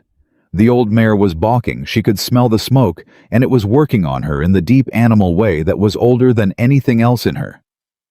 Ethan spoke to her in a low, continuous murmur and kept his hand on her neck, and she went reluctantly but steadily down toward the creek. Clara followed with her arms full and her heart slamming in her chest. The creek bottom was lower and greener than the slope, and it gave the horses something to stand on that wasn't dry brush. Ethan tied them on long lines to the heavy trees at the bank, and they pulled and circled and didn't settle, but they stayed. He turned to Clara. "We need to wet down the barn." "With what? The creek's low." "It's low. It's not empty." He was already moving toward the barn. "Bucket line from the creek, enough to wet the walls and the roof. It won't save it if the fire comes close enough, but it'll slow it." "Ethan!" "Bucket line," he said, and handed her the first bucket. They ran bucket lines for 2 hours, back and forth, creek to barn, creek to house. The water sloshed and soaked, and they were both drenched and exhausted, and the smoke was coming closer. She could taste it now. The air had a texture to it that made her chest tight. Around her in the larger distance, she could hear the valley responding shouts from neighboring farms, the sound of horses moving someone's wagon on the road going east and fast. The fire was drawing a line across the summer. She came around the corner of the barn with a full bucket and found Ethan on his knees in the yard. He'd tripped on a root she'd been meaning to clear for weeks, and he'd gone down hard on his right side, and he was pushing himself up, but something was wrong with his arm. He was using the left to push and holding the right against his body, and his face was tight with something he was not going to call pain. "Ethan." She set the bucket down and went to him. "I'm all right." "You're not." She crouched beside him. "Let me see." "Clara, let me see." He let her look. His right arm from the elbow down was scraped badly where he'd hit the ground, and when she pressed carefully above the wrist, he sucked in a breath that he tried to make small. "You could have broken it," she said. "It's not broken." "How do you know?" "Because I've broken it before," he said. "And this isn't that. It's bruised. I can still move it." He demonstrated slowly and with obvious effort. It moved. She sat back on her heels and looked at him. He was kneeling in the yard with smoke in the air, and his arm hurt, and there was still water to be carried, and she saw on his face the same expression she'd been watching all summer, the one that said, "I will do this alone. I will handle this. I don't need." "You do need," she said out loud without planning to. He looked at her confused. "Help," she said. "You need help." She picked up the bucket. "And right now what you need is to get up and let me carry the water while you check the west fence because you can see things about fire that I can't. That's how we do this." He looked at her for a moment. Something in him shifted, not breaking, but bending. The way a good fence post bends in the wind instead of snapping. He got up. "West fence," he said. "West fence," she agreed. He went. She carried the water. She made 8 more trips to the creek. On the 9th trip back, she stopped. The fire line to the west had slowed. She couldn't see it yet, not with her eyes, but she could feel it in the smoke, the way it was no longer thickening, the way the wind had shifted just slightly from the worst possible direction. Not perfectly. Not safely. But enough. Ethan came back from the west fence. "It's going south," he said. "The whole place is in its path, but it's moving away from us." He stopped beside her, and they both stood looking west, reading the smoke. The fire break held. "The fire break held," she repeated. They had cleared that brush 3 days ago, both of them in the heat-blistered hands and aching backs, and the fire break they'd built with 3 days of brutal work had just done exactly what a fire break was supposed to do. Clara pressed one hand flat over her mouth. She didn't cry. She was too tired to cry and too relieved for tears to feel like an adequate response to anything. She just stood with her hand over her mouth and breathed and felt the feeling pass through her and out the other side. Ethan stood beside her. Close. Not touching. Just there. "You knew?" she said after a moment. "When you said the ridge was dry, you knew this was a real possibility." "I suspected." "That's why we cleared the brush." "Yes." She lowered her hand, looked at him. He was smoke-stained and tired, and his right arm was going to be bruised for a week, and he was looking west with the same steady attention he gave to everything. "Ethan," she said. He turned. She didn't know exactly what she had intended to say next. She knew what was true, that this man had in the space of a summer quietly and systematically kept her alive and her farm alive, and had done it without ever once making her feel small for needing it.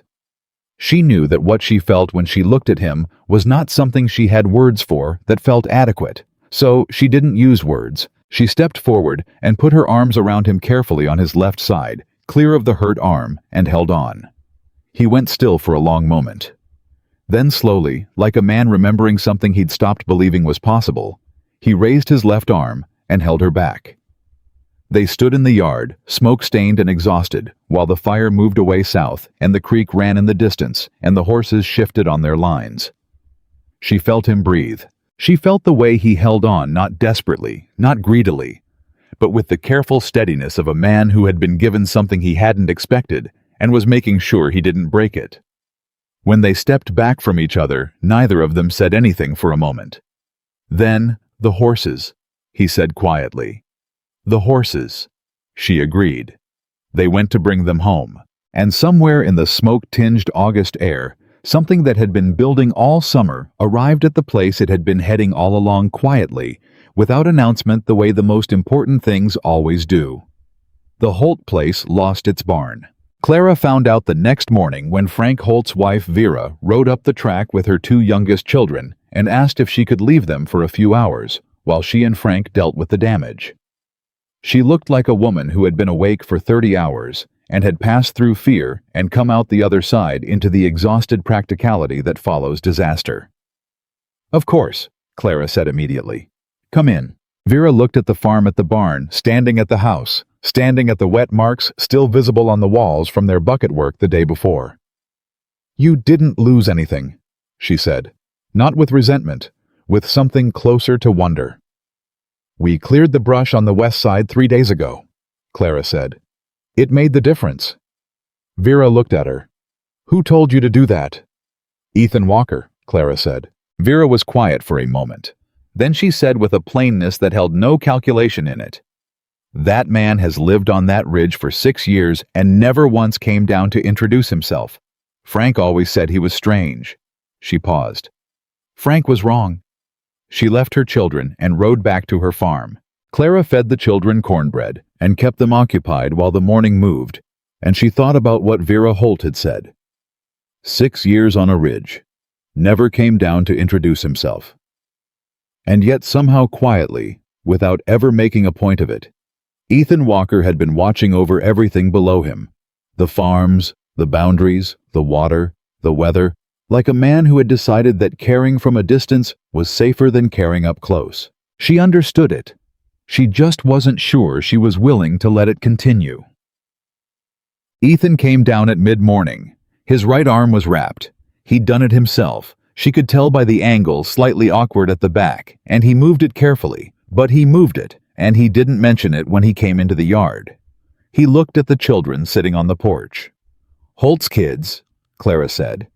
"How bad was their barn?" "Total loss," Vera said. "The house held." She leaned against the fence rail. "Ethan, we need to talk about the commission hearing." He looked at her. "That's still 10 days out." "I know. But after yesterday, the fire, the smoke, people evacuating, I want to know where things stand." She kept her voice even. "Caldwell didn't come out for any of it. He was in town. Everyone knows it." Ethan was quiet for a moment. Roy was in Harlan when the fire started. He rode south before anyone even knew which way the fire was going." She paused. "Frank Holt's barn burned. 3 other families lost fence line and a season's worth of cut hay. And Nathan Caldwell was sitting in the hotel dining room." Something moved in Ethan's expression. Careful recognition. "The commission hearing is in 10 days, he said slowly. "Corbin gets there in 8. And between now and then," Clara said, "every rancher on this slope knows who came out yesterday and who didn't." She looked at him steadily. "I'm not saying it changes the law, but it changes something." He thought about it. "You want to use it?" "I want Corbin to know about it," she said. "What he does with it is his business." Ethan looked at the children on the porch. The older one had fallen asleep against the rail boneless with the total exhaustion of the young. The younger one was watching a beetle make its way across the porch board with the focused attention of a child who had decided this was the most interesting thing in the world. "Write to Corbin today," he said. "Tell him everything that happened. The fire, who responded, who didn't. Let him build the argument." "Will you help me write it?" He looked at her. "You don't need my help to write a letter, Clara." "I know I don't need it," she said. "I'm asking if you want to help."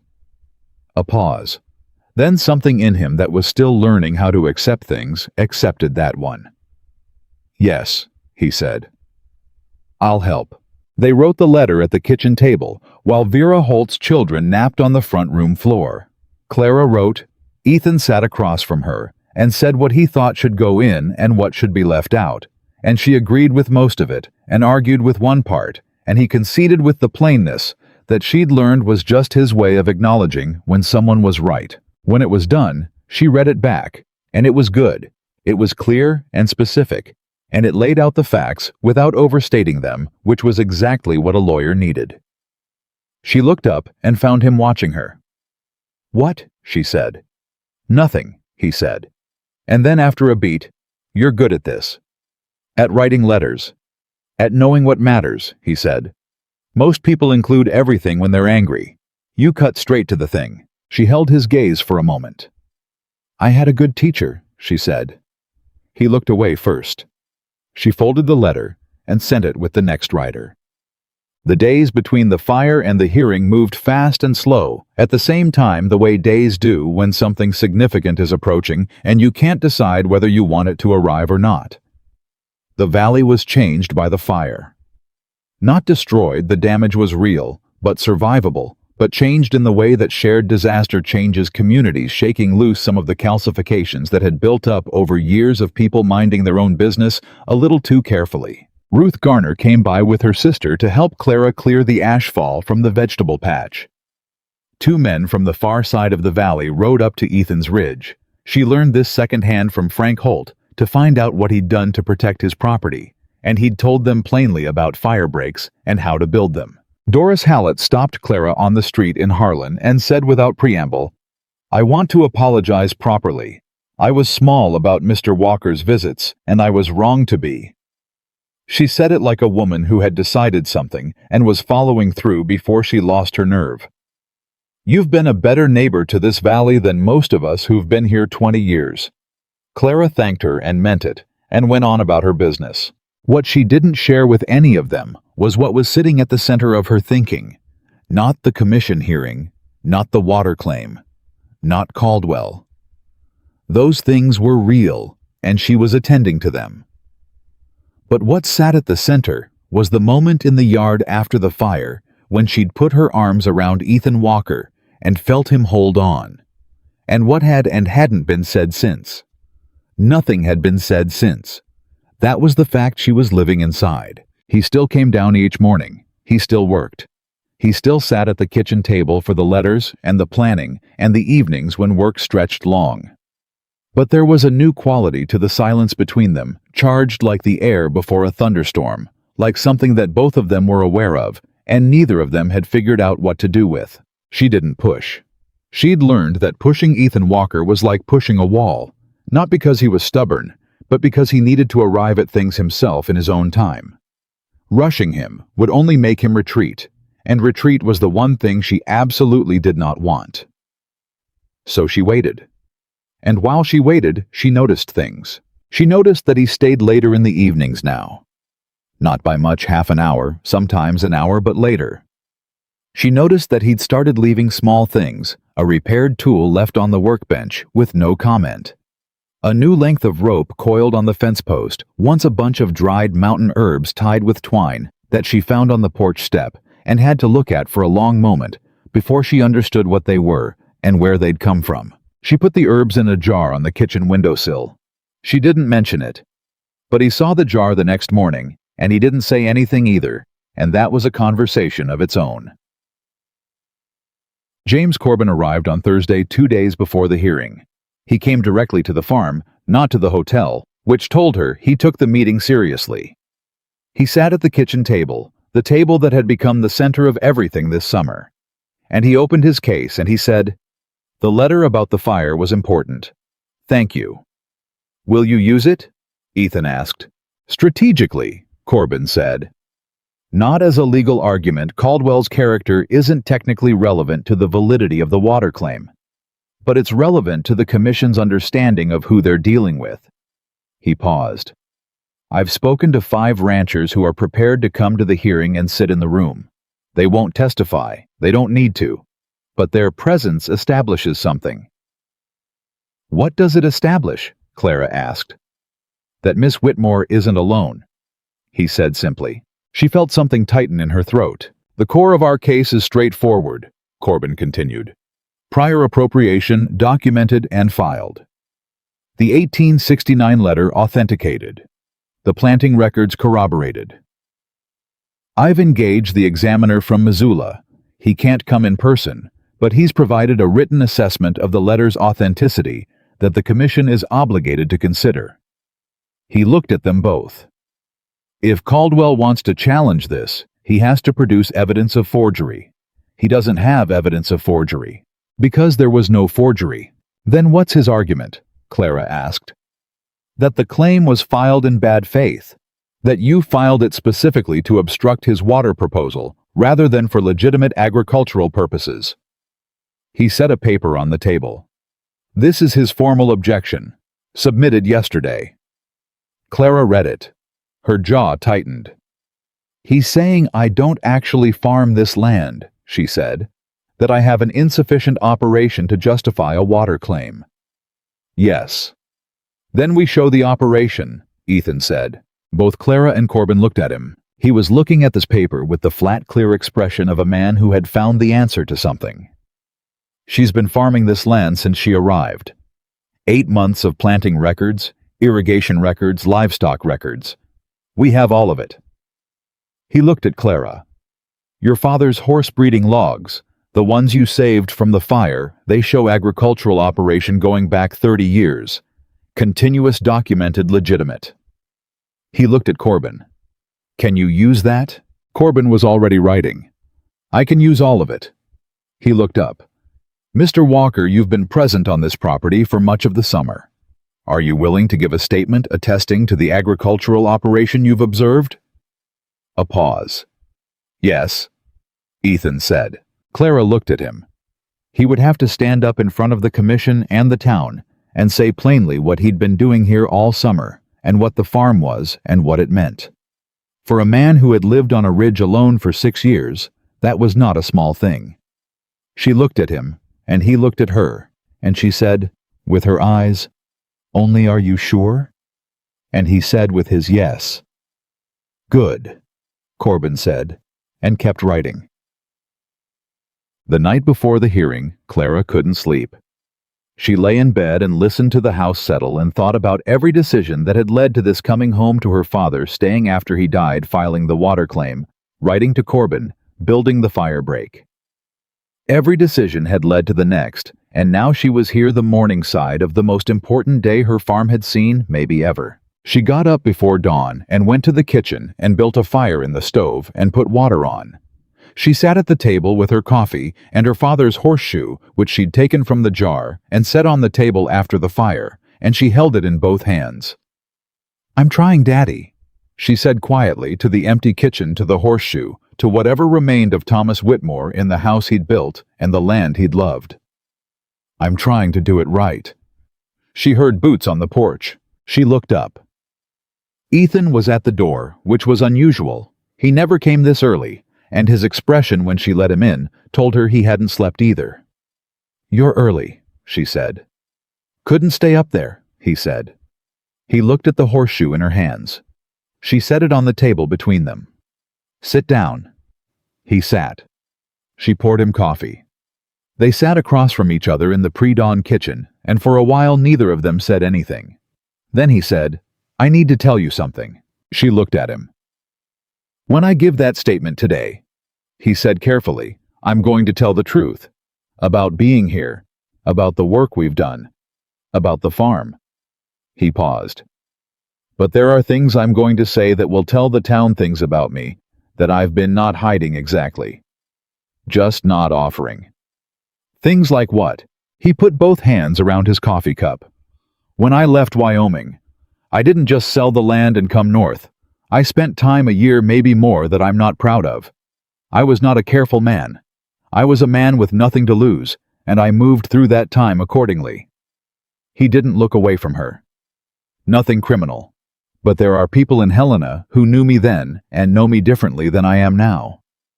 She absorbed this. "Is there anyone on the commission who'd know you from that time?" "I don't think so, but I don't know for certain. And if Caldwell's done his research, has he given any indication?" "No, but Caldwell's smart. He'll use what he can find." Clara set down her cup. "Ethan, what you did in the year after you lost your family that year belongs to the worst grief I can imagine. I don't hold it against you. No one with any decency would." He looked at her. Something in him was very still. "You didn't know that before now," he said. "No," she said. "But I know it now." She held his gaze. "Is there anything else? Anything that could actually damage the case?" He thought, really thought, with the thoroughness he gave to everything. "No," he said. "Then we go in today, and we tell the truth, and we let Corbin do his job," she said. "That's all." He looked at her across the table and across the horseshoe, and across the whole summer that had happened between two people who had both in different ways stopped expecting anything and then found themselves in possession of something they hadn't known to want. "Clara," he said. She waited. "I built something when I came up to that ridge," he said. "A house. Small. It's solid. I made sure of that, but it's small. One room, a lean-to for the horses." He was choosing his words with great care. "I built it to last because I believed in doing work right, even if it was only for myself." He paused. "But I stopped building things past that. Past what I needed for one person." She was very still. "I'm saying," he said, and she could see what this was costing him, and also that he'd decided to pay it, that "I think I've been building things for one person long enough." The kitchen was very quiet. "Ethan Walker," she said. "Yes. Are you telling me you'd like to build something bigger?" He looked at her directly. "I am." She reached across the table and put her hand over his.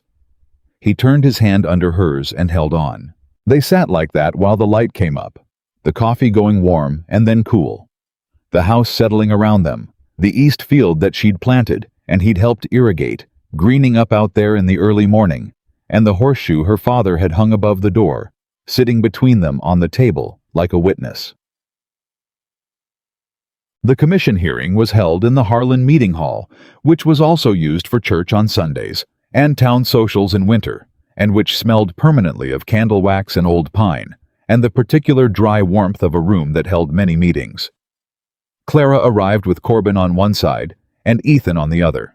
There were people in the room she hadn't expected. The 5 ranchers Corbin had mentioned were there in the back 2 rows, sitting with their hats in their laps. Ruth Garner and her husband. Frank and Vera Holt, who had driven in from a farm that still smelled of smoke. Doris Hallett, sitting very straight near the middle.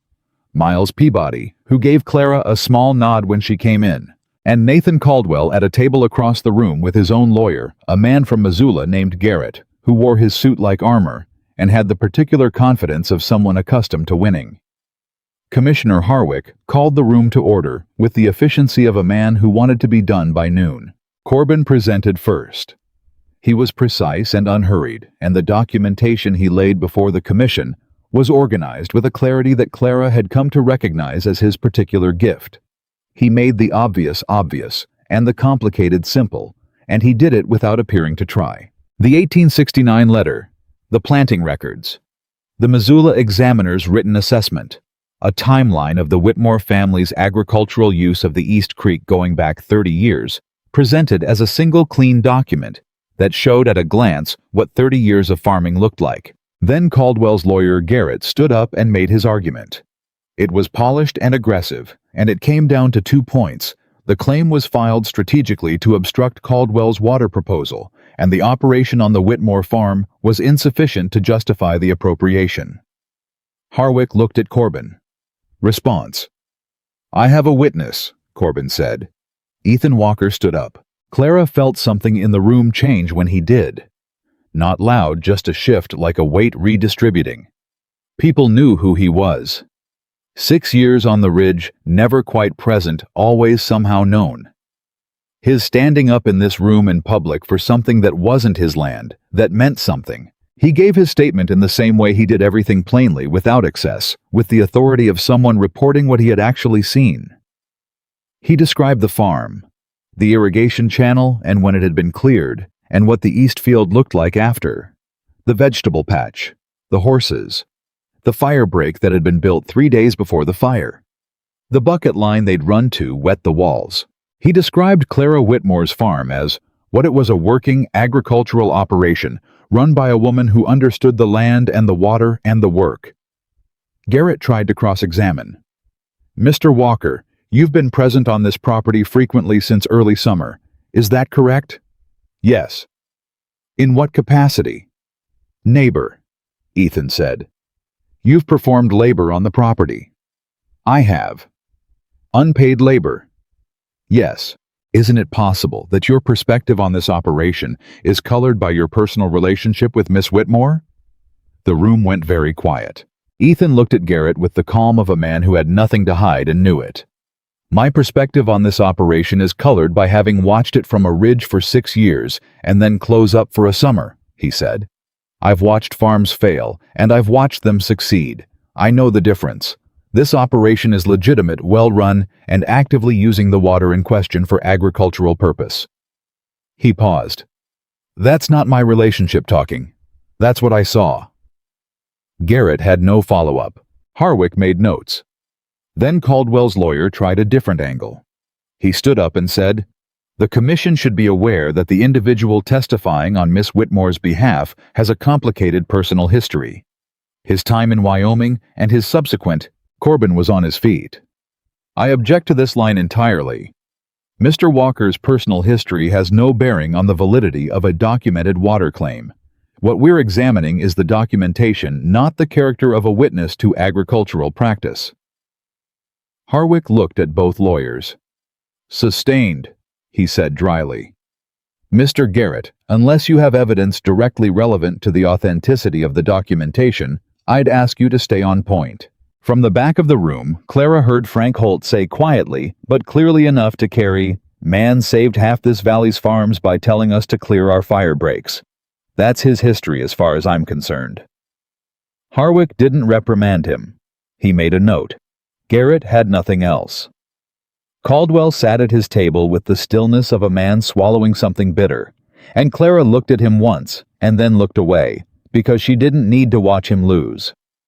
She just needed to win. Harwick conferred with his 2 fellow commissioners for 11 minutes. Clara counted. She sat with her hands flat on the table, and Corbin beside her and Ethan on the other side, and the room full of people who had come to see what happened when one woman on 14 acres decided that no was a complete sentence. Harwick cleared his throat. "The commission finds the prior appropriation claim on the East Creek of the Whitmore property to be valid and properly documented," he said. "The claim is affirmed. Mr. Caldwell's pending proposal for redirection of said water source is denied pending Miss Whitmore's written agreement, which she is under no obligation to provide." Clara closed her eyes for exactly 3 seconds. Then she opened them, and Corbin was shaking her hand, and Ethan was standing beside her, and the room was making the particular noise of people who have witnessed something definitive and are deciding what to do with it. Nathan Caldwell left without speaking to anyone. Roy was not there. Ruth Garner came forward and took Clara's hands in both of hers and said, "Your father would have been so proud." Clara felt the stone in her chest, the one that had been there since the day she dug his grave shift slightly. Not dissolve, but move. "Thank you," she said. She shook Corbin's hand. She thanked Frank Holt, who waved it off. She nodded to Doris Hallett, who nodded back with the particular dignity of a woman who has made amends and feels better for it. And then when the room had mostly cleared, she stood with Ethan near the door. He had put his hat back on. He was looking at the room, not at her, at the room, at what had just happened in it. "You knew it would go that way," she said. "I hoped," he said. "Knowing and hoping aren't the same thing." "Which were you doing?" He looked at her. "Both," he said honestly. She looked at him, this man who had come down from a ridge to help a woman with a cracked axle and hadn't quite managed to leave, and she thought about what he'd said at the kitchen table in the pre-dawn light, about building things for one person long enough. "Ethan," she said. "Yes." "When we get home," she said, "I'd like you to show me the ridge." He went still. "Your place," she said. "The house you built. I've never seen it." He was quiet for a moment. Something moved across his face, layer after layer of it, the way stone moves in deep water, slow and significant. "All right," he said. They walked out of the Harlan meeting hall into the August afternoon, the summer pressing warm around them, and the east field was waiting at home, and the horses were in the paddock, and the water claim was affirmed and legal and permanent. And Ethan Walker, who had spent 6 years building a small house for one person, was walking beside her toward the rest of it. She did not reach for his hand. He reached for hers. She took it. They walked to the wagon, and the horseshoe was in her coat pocket, and the summer was not yet over, and ahead of them was the ridge and what was on it, and whatever came after that. She did not know all of what it would look like, But she was no longer afraid of not knowing. That she thought was a different kind of beginning. He rode ahead of her on the way up to the ridge, not because she needed leading, but because the trail narrowed in places, and his horse knew it better than hers. She followed and watched the way he moved easy in the saddle, unhurried, reading the ground through the horse, the way a man does when he's covered the same trail so many times it's become part of him. The ridge house appeared before she expected it. She had imagined something barely habitable. What she found was small but deliberate, every piece of it placed with the care of a man who had nothing else to do with his attention for 6 years and had put all of it here. The walls were solid. The roof was sound. There was a porch she hadn't expected, narrow but real, with a single chair on it facing east toward the valley. She stood in front of it and didn't say anything for a moment. "It's good work," she said finally. "I had time," he said. He was watching her look at it. She walked to the porch and touched one of the posts. It was sunk deep and set true. She turned to look at the view from where the chair sat. The whole valley laid out below her farm, visible on the slope, the east field a green rectangle against the dry summer gold of the surrounding land. "You could see everything from here," she said. "Yes." "You watched the whole valley for 6 years from this chair." "Yes." She turned to look at him. He was standing at the edge of the porch, hat in his hand, watching her with an expression that was open in a way she hadn't seen on him before. Like he'd taken something down that he'd had up for a long time. "Why one chair, Ethan?" He was quiet for a moment. "Because I only planned on one person." She held his gaze. "And now—" He looked at the chair, then back at her. "Now I think I need to build another one." She stepped off the porch and walked to him and stood close enough that she had to look up to see his face. "I think," she said carefully, "that before you build another chair up here, we need to talk about something." "All right." "This house," she said. "It's yours. The farm is mine. They're 8 miles apart." "I know the distance," he said. "I'm not asking you to give up the ridge," she said. "I'm not asking you to give up anything. But I want to know what you're thinking, plainly, not in hints and herbs on the porch step."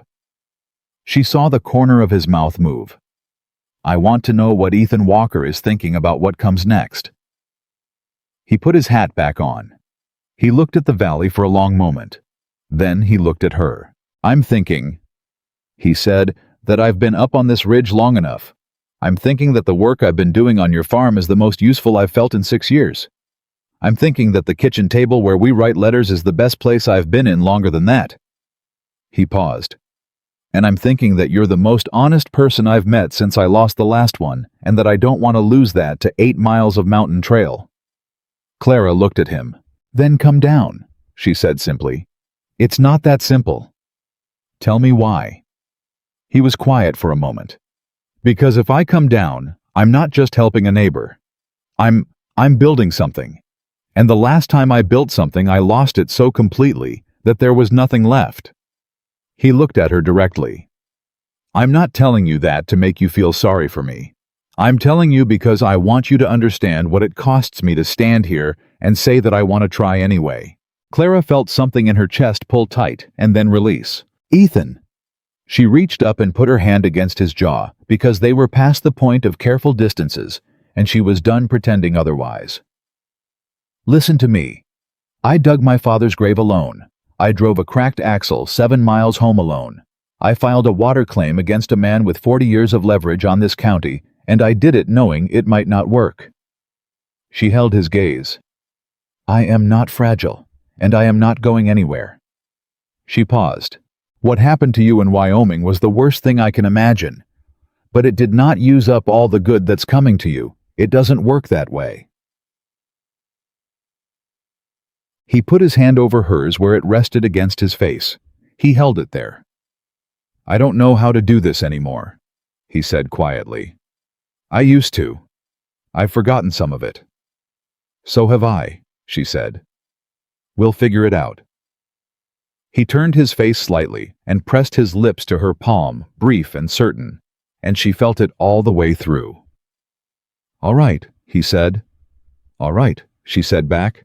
They stood on the ridge with the whole valley below them, and the summer air moving around them, and 6 years of his solitude, beginning slowly and irrevocably to become something else. He didn't move down immediately. That wasn't who he was. What he did was begin the work of it, the slow, methodical transfer of a life that had been arranged for one person into something that had room for more.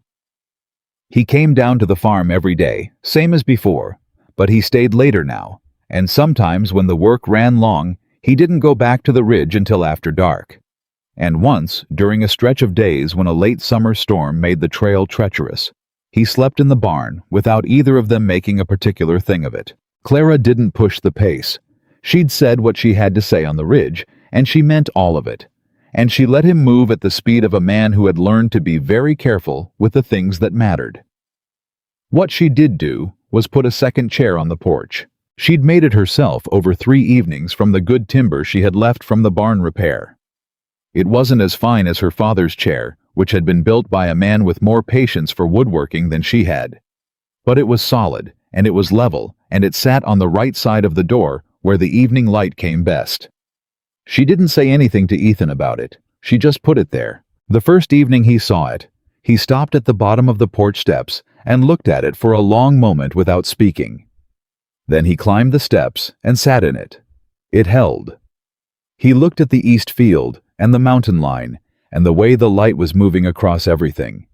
He said, "You made this." "I did." "It's good work." "I had a good teacher," she said. He looked at her. She looked back. And then they both looked at the valley and the evening, and neither of them needed to say anything else about it. The letter came from Roy Caldwell on a Friday. Not from Nathan from Roy, which itself was a signal of something. Clara read it at the kitchen table with Ethan beside her, and what it said was this: Nathan Caldwell had sold the South Fields to a land company out of Billings. He was retiring from active ranch management. Roy would be handling the remaining Caldwell properties going forward with considerably reduced holdings. At the bottom in Roy's handwriting was one sentence that had no legal language in it at all. It said, "I should have been a better man about this from the start.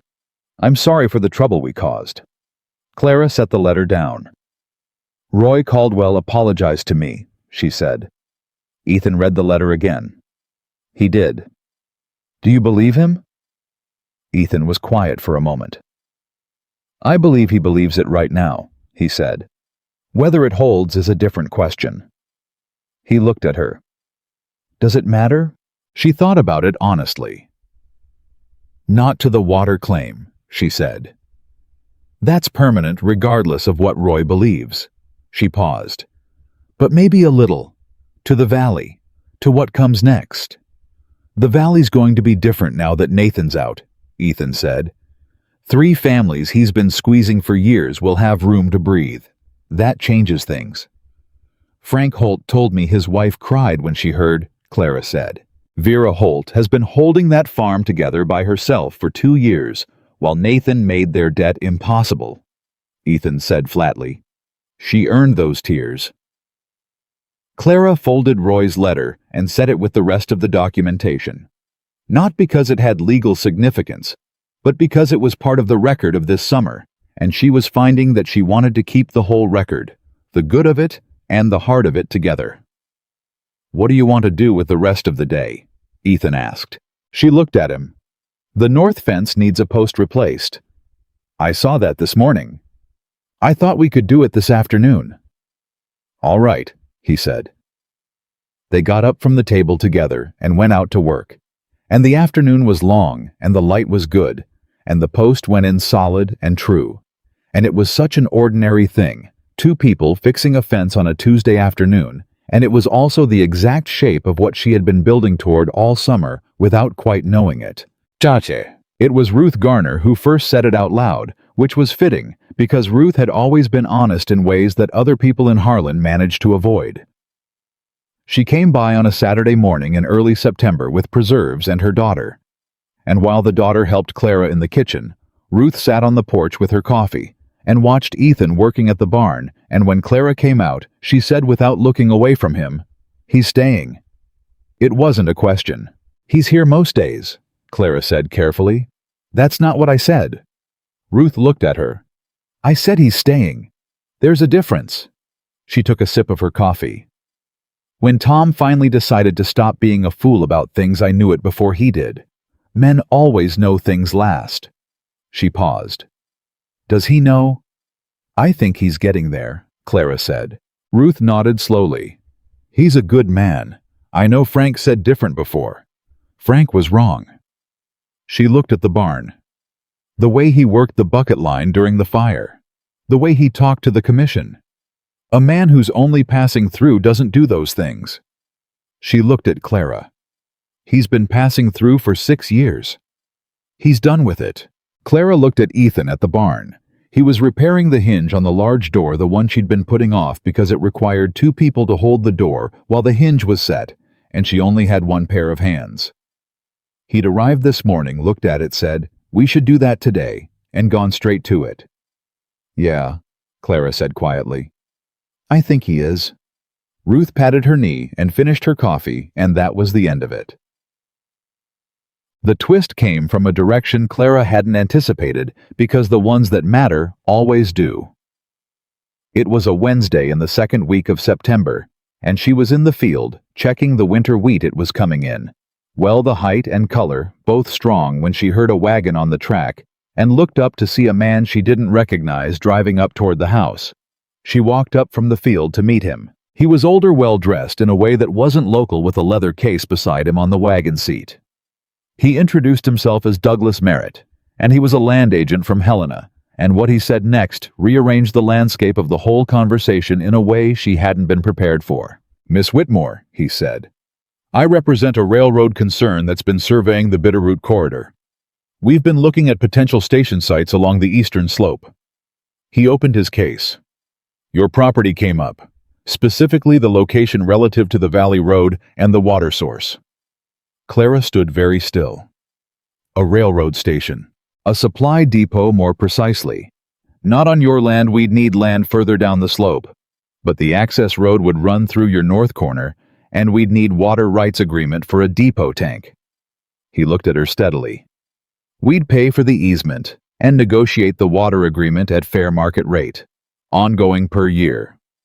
She heard boots behind her and knew without looking that Ethan had come up from the barn. Who have you spoken to so far? Ethan's voice came from just behind her left shoulder. Merritt looked at him. We've been down the slope.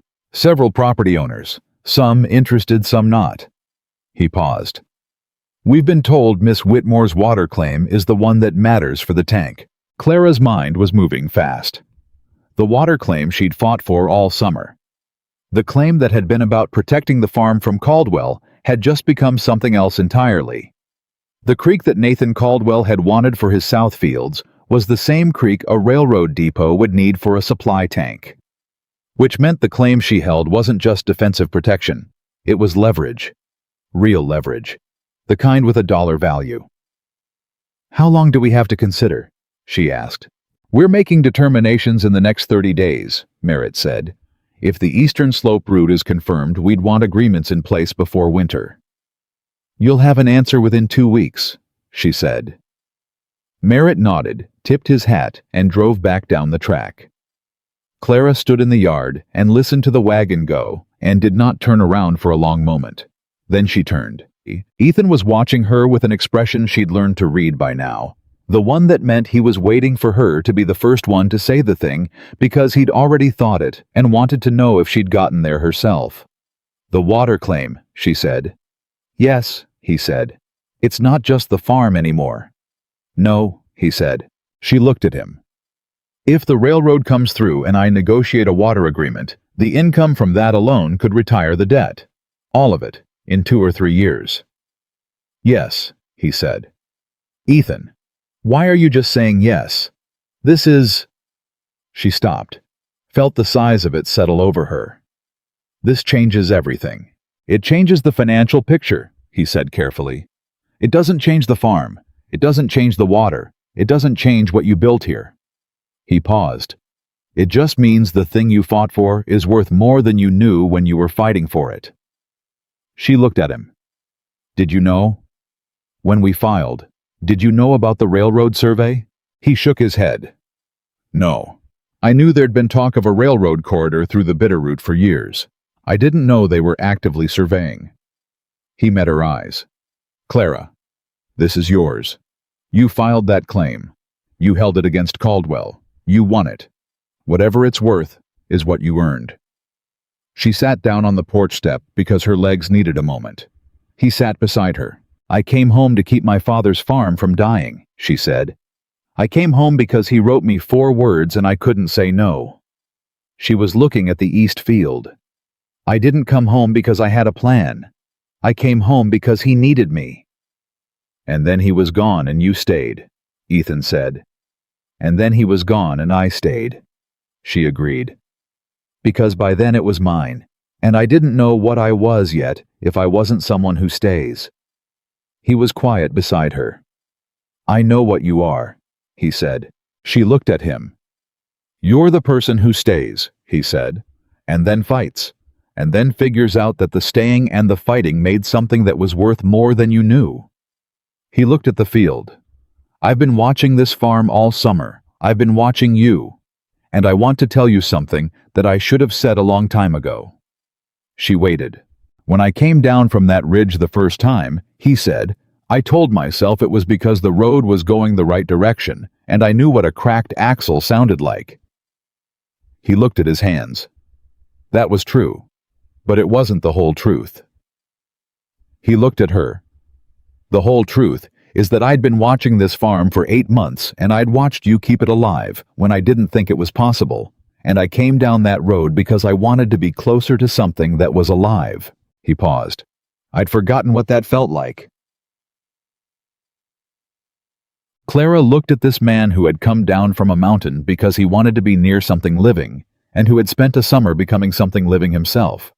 And she thought about her father's horseshoe, and the 4 words in the letter, and all the decisions that had led to this step. Ethan Walker, she said. Yes, I would like you to come down from that ridge, she said, not to help with the fence or the water or the railroad negotiation, just to come down. She held his gaze. I want you here, not as a neighbor, as here, with me, as in for good. He looked at her for a long moment. That's a big thing to say, he said.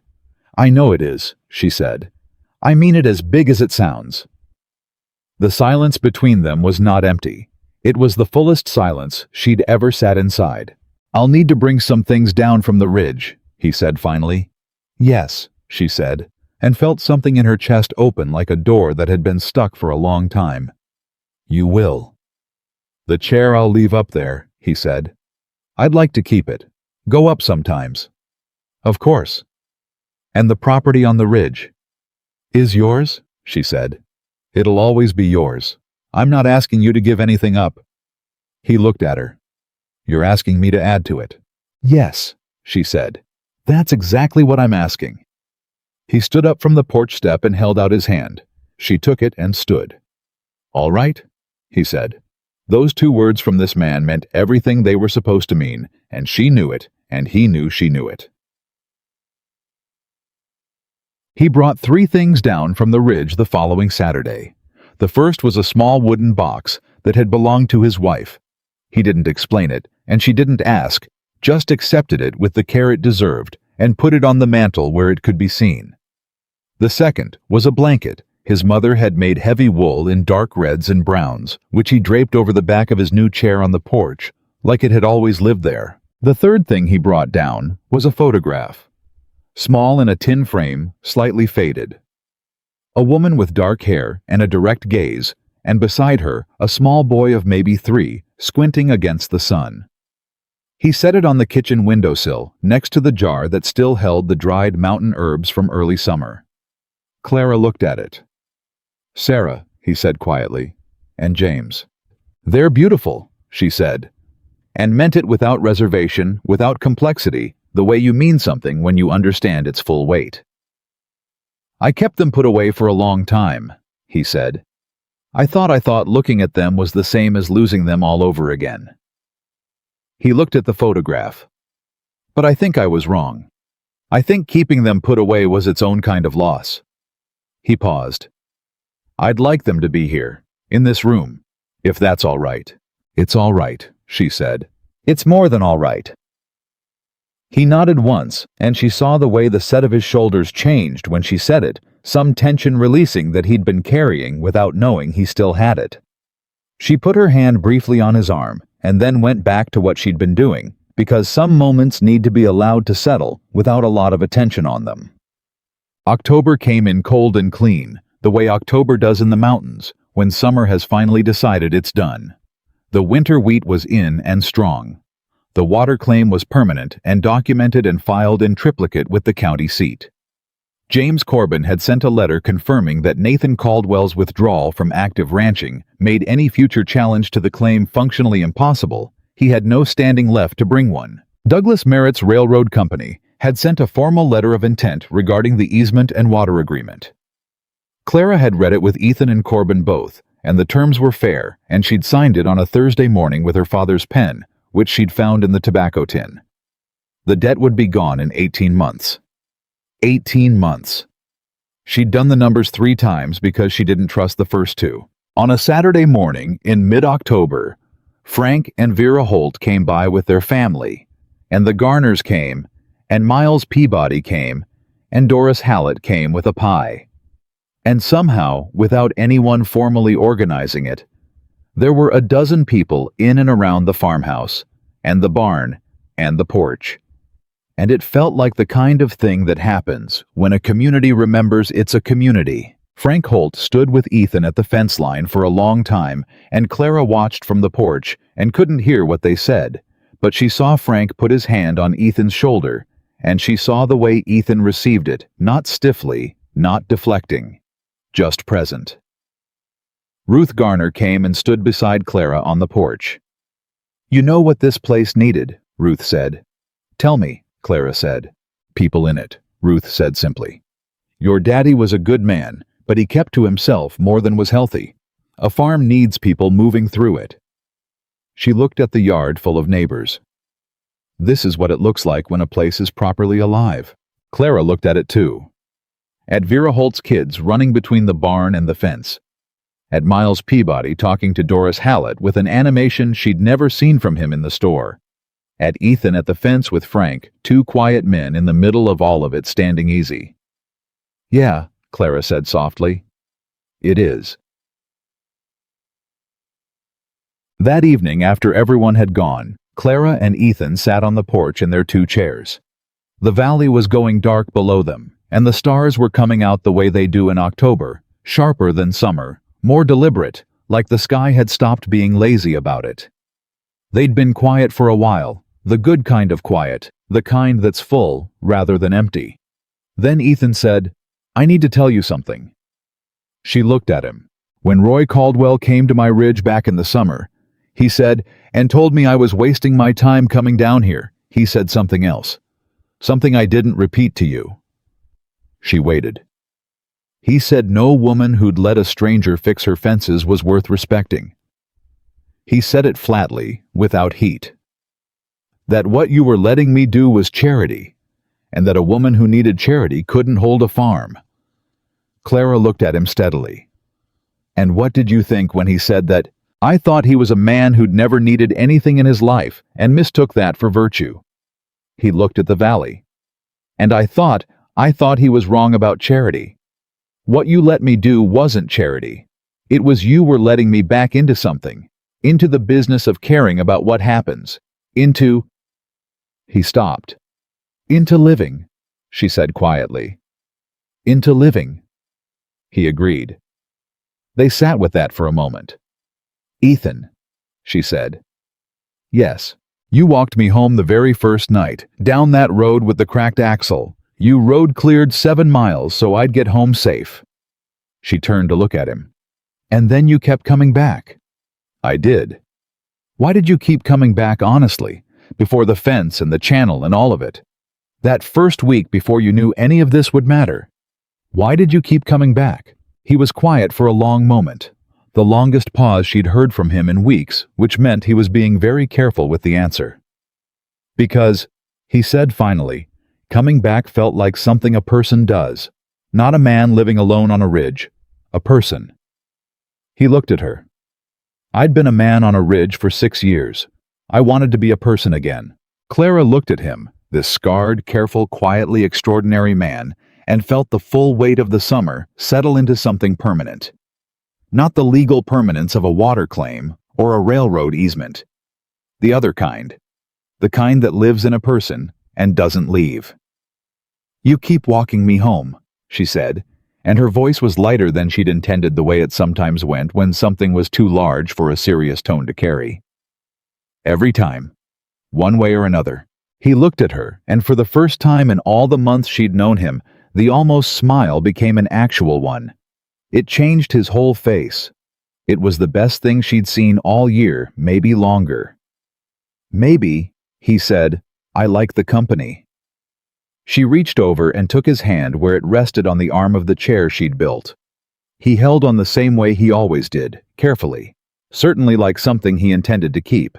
The stars came out the rest of the way, and the valley went dark, and the 2 chairs on the porch held what they were built to hold, and the horseshoe above the door kept doing what it had always done. And on 14 acres on the eastern slope of the Bitterroot Range in the summer of 1883, that turned into the autumn that turned into everything. After a woman who knew how to stay, and a man who had finally remembered how to come home, found out that those 2 things put together made something neither of them could have built alone. That was the whole of it. That was enough. That was more than enough.